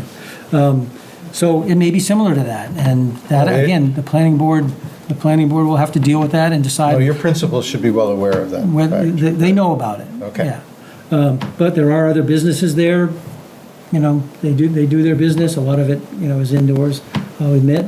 But hotels going there, or medical centers, or child daycare, permitted uses, they're gonna be next to the same gun range. You answered the question about who has standing in water treatment. I don't think we can speculate about a large influx of renters here and other places. I think you have to look at what's before you now. There will be significant green space provided. The single egress and public safety, I understand it. It's a factor. Again, that's a planning board issue. The planning board will vet that. My guess is now that the single entry and exit will be permitted. It is similar to the number of homes and what have you on a cul-de-sac. You could have 100 homes on a cul-de-sac that can't be a certain length. But barring anything really major, even if a tree falls across it, it's fairly easy to get past it. And I've experienced that in my practice, not personally, thankfully, but on that, I live in Stratham, and I believe up at that top right, that little hammerhead there, I think that's my house. And it's in Stratham, admittedly, but that is a fairly lengthy, you gotta go into a road and then hit a T and then turn down to where there's 35 or 40 houses. We haven't had any problems with traffic. There's 35 houses. Yeah, there are 300 homes, though, on your street. There are about 75 homes on my street. On Stratford, And yeah. I live on Haywick Drive, and then on whatever the farm drive is, there's probably 15 or 20 houses there. I'll wrap it up now. If there's, again, I said when I closed before, if there's something that we have provided or not that this board wants, or if there's something that the neighbors have raised that you want to see, we respect that and would like to hear about it. But barring that, we understand that it's a lot of units, but we think it checks all the boxes for this board to find that the residential use is permitted with the variance, which will be subject to all of these other reviews, planning board, et cetera, the police, fire, public works, all of those will vet it, and the neighbors can all come and say their piece or provide any other evidence they want to at all those meetings as well. Dave, I don't know if there's anything you want to add, but that's all we have for now, and I apologize for the hour, but here we are. Thank you very much. I very much appreciate your comments. We're going to close the public session, move to deliberations after a less than 5-minute break, please.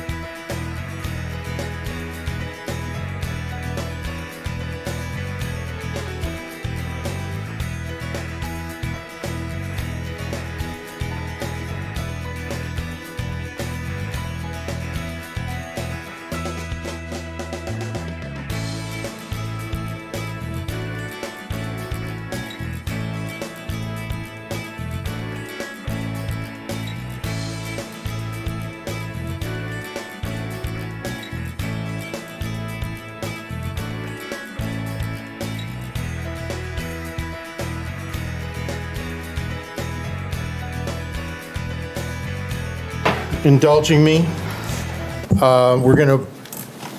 We're in deliberations now, so people are welcome to stick around, but we're going to be talking to ourselves over here at this stage of the game. All right, kids, what we're going to do is we're going to march through the variance criteria, talk about each one.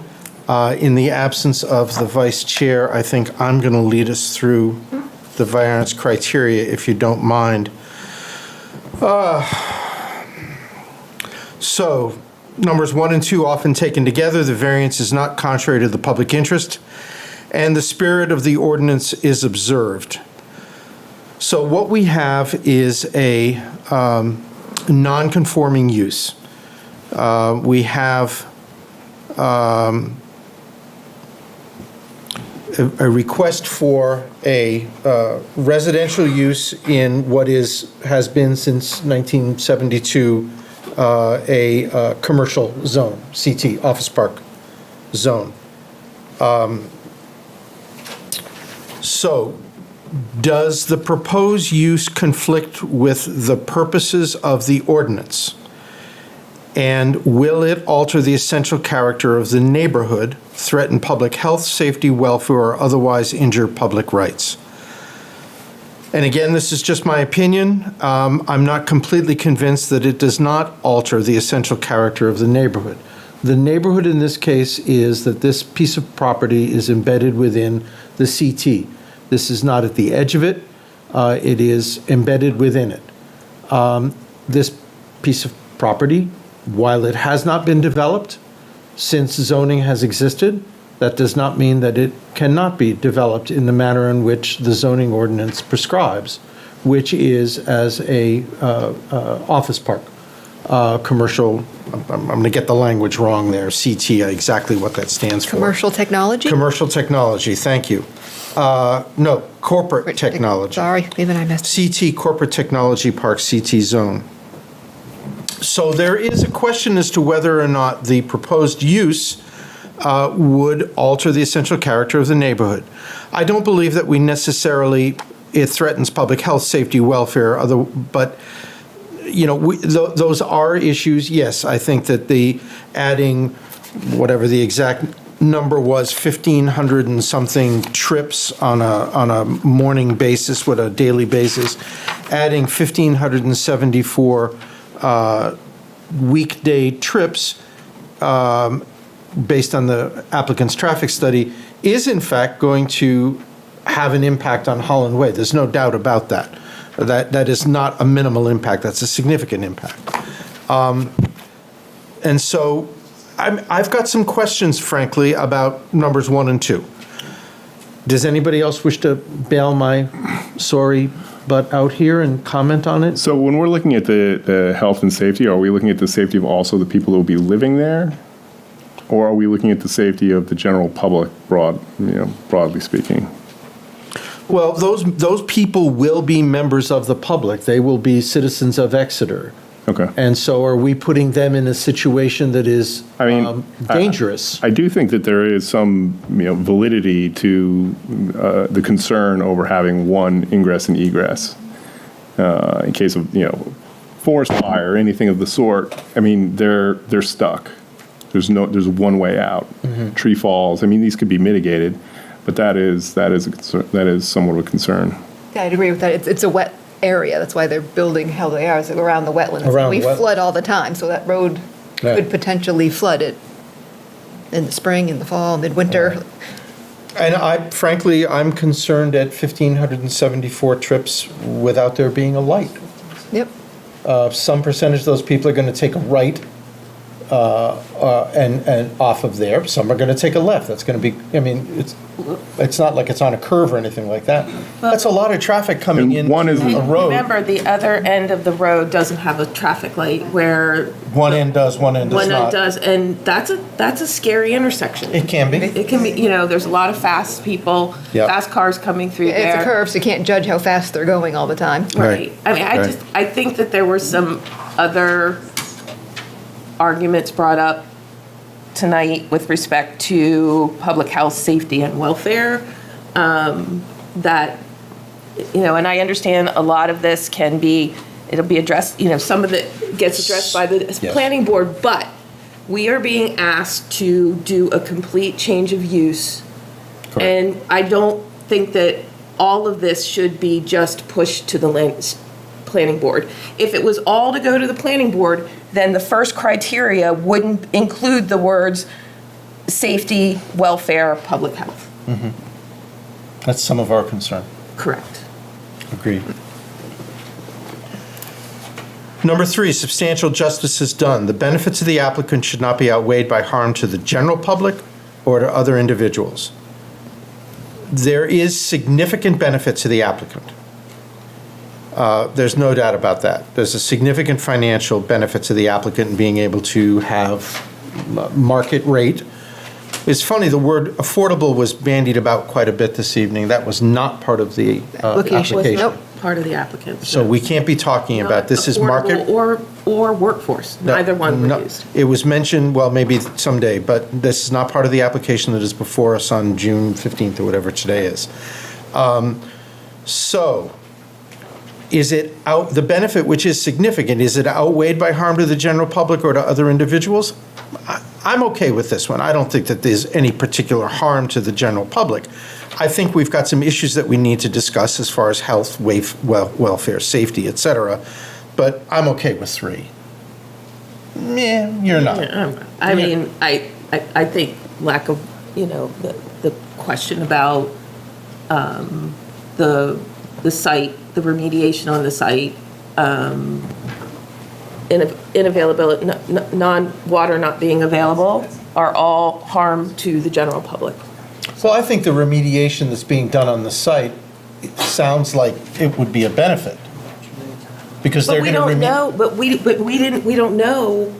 It's not part of the application. Right, we have no idea. So they've said that there's lead, but there's also there's Osram Serranias right around there. I don't, so there's not been any oil. Now, Yeah, there's not any soil studies that show what the actual, what's going on in that land. Yeah. Interesting point. We have some questions. I'm trying to move fast, I apologize. The values of surrounding properties are not diminished. We do not have expert testimony on this. They're from either pro or con. So, we're always somewhat leery of stepping into this one without having some sort of official documentation that says, yes, this will. I have a hard time believing that there's a significant impact, but surrounding properties in this case does include the residences that are on the other side of the reservoir. Clearly, it's not going to have an impact on whoever the successor to Osram Sylvania is. I forget the name of the company that's in there now, or Palmer and Sicard. But there are residences, within earshot, eyeshot of it. And this is a significant development.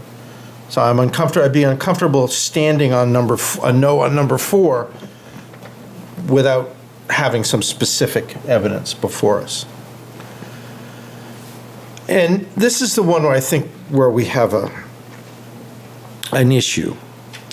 Number 5, literal enforcement of the ordinance would result in unnecessary hardship. And I'm having a really difficult time with the argument that just because nobody has developed it in the manner in which is intended to be developed in the CT means that we have to switch away from those.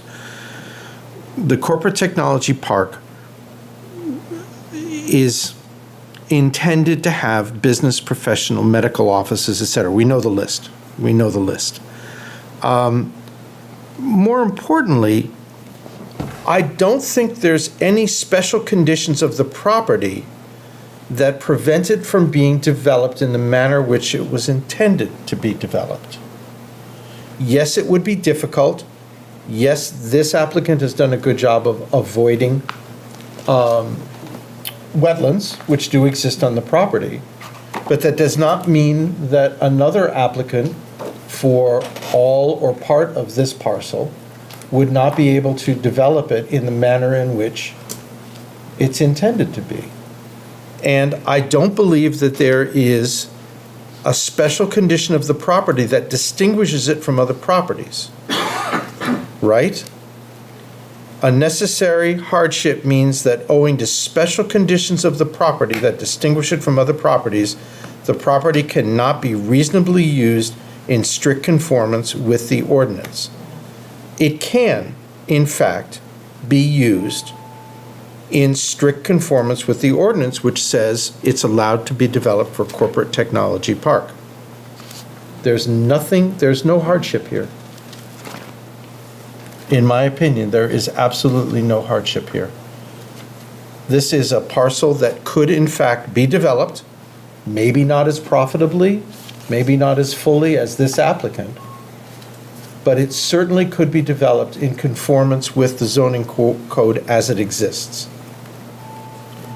And I'm afraid that this is the one where I come down and say, I'm sorry, there is no hardship here. And again, I would appreciate comments from other members of the board. I'm not I would dictating agree. here.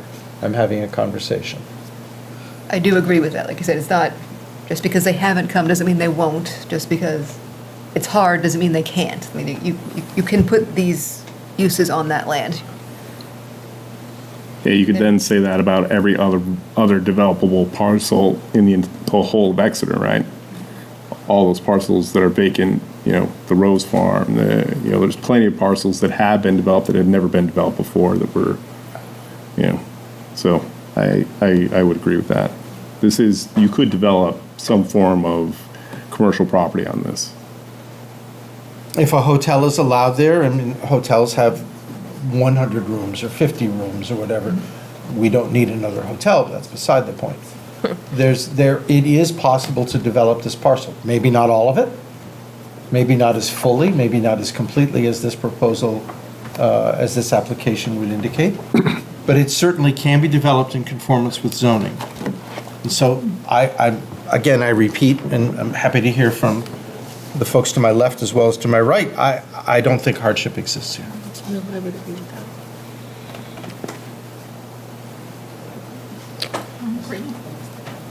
Okay. Is there any further discussion of the variance criteria that's necessary at this stage? The function of fatigue is beginning, I think, to click Yeah, here. none of us can speak anymore. Yeah, well, there's No, that. I have nothing else to add. Okay. I cannot make a motion, so I would accept a motion at this time. And I would encourage anyone who would make a motion to be very specific about which criteria, if in fact that is a negative motion on the application, to be very specific about which of the 5 variance criteria they feel that this does not meet in order to offer guidance to the applicant.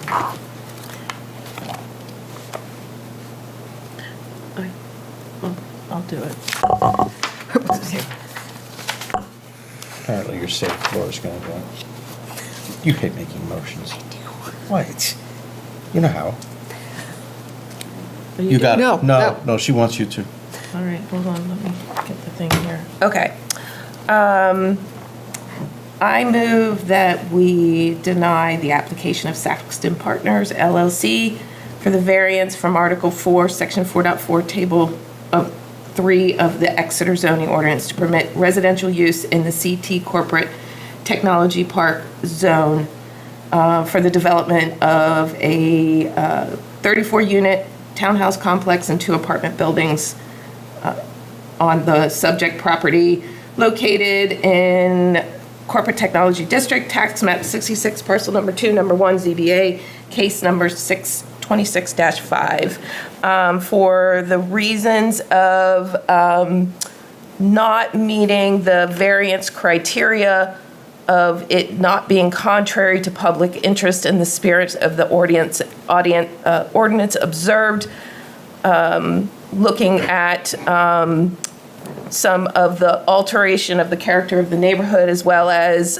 threatening the public safety and welfare components of the requirement, as well as the not think not meeting the burden of literal enforcement of the ordinance would result in unnecessary hardship for the applicant.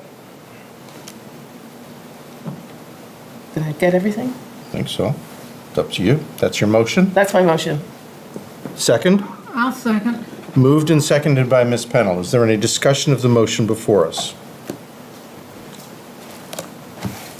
Hearing none, I will call the vote. All those in favor of the motion to deny the application for it not meeting criterias 1, 2, and 5, please indicate by saying aye. Aye.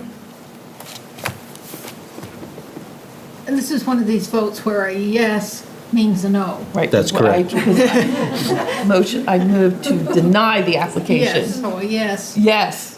means a no. Yes means no. I'm the yes. Chair votes aye. Motion is denied 5-0.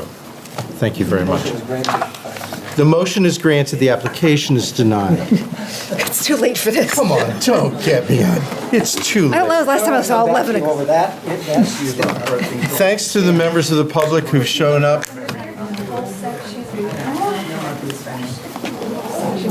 Mr., we do have one more item of business. Thank you for your time this evening. We appreciate it. Thank you to the members of the public who came out. No, us. You can go home. We get to stay. Mr. Eastman? Good night and thank you. Mr. Eastman? Get the guy in the orange shirt. He's going to talk to you about joining the zoning board, so go talk to him. Yeah, I was going to throw that in there. I know there's 2 openings there. Yeah, talk to Yeah, him. go talk to that guy. All right. We have, thank you to the members of the board for hanging in there. We have one more other piece of business. You want to thank the town manager for coming? I didn't know who that's. That's the town manager. Oh, I had no idea. That's the new big guy. How would I know this? Because you got to follow this. All right. Guys, outside, please, for a minute. I need to go home. We need to go. Election of officers. Laura's not here. It's fine. It's okay. It's okay. I've heard. The proposal is as follows, and this is what I discussed with Ms. Davies, Okay. and the 5 of us can vote on this, and it will be legally binding, is that I will stay on as chair, Ms. Davies will stay on as vice chair, and one of the other full-time members can be the clerk, whether it's you or you, but I'm proposing this. Thank you for your time this evening. He's going to talk to Doug, too. We're good. He wants to We're talk to good, Doug. unless you want to talk to us. All right, so the proposal that Laura proposed to me, I was proposing that she take the chair. The proposal that she suggested was, she does not want to be chair. But she's happy to stay on as vice chair, and I'm happy to stay on as chair if y'all want me. So Yes. we can vote on that, or we can add one of you as clerk, and then we'll vote on that. I don't want to be clerk yet. I'm not. Let Esther do it. I'll be clerk again. That way, if neither one of you are there, she's done it before. But I will say my job has changed, so I'm probably going to miss more meetings than I have in the past. Would you care to make a motion then as the member who's not part of this for that slate of candidates that we can then propose? I move that we elect the slate of candidates with Robert Pryor as chair, Laura Davies as vice chair, Esther Olson Murphy as clerk. Is there a second? I second. Moved and seconded. All in favor? Aye. Aye. Yay. Aye. This yes is yes this time. Aye. Can I make? Motion to adjourn. So moved. Please. Second. All in favor? Aye. Oh, God. Thank you for very tuning in much. to Exeter TV. Exeter TV is the town's public and government access channels, available on Comcast Channels 6 and 22. Channel 6 is your channel. If you have an idea for a program, want to host your own talk show, or submit a film, we're here to get your content on television. On Channel 22, we bring you live and replay coverage of government meetings and other town updates. A third channel, Blue Hawk Media, is operated by SAU 16 and can be found on Channel 8, with all your school sports, events, and meetings. You can watch Exeter TV online at exeternh.tv, Apple TV, and on Roku. Find us on social media for extra content. Subscribe to our YouTube channel and hit the bell to get notified about live streams and new content. Tune in to our platforms every other Friday to watch the Exeter Biweekly Report with recaps of recent events, updates from town departments, and messages from nonprofits in your area. If you head to our website, exeternh.tv, we invite you to sign up to our newsletter to receive monthly updates about new content, upcoming meetings, and more. We'd like to thank you for taking the time to watch Exeter TV and hope that you tune in to our other content as well.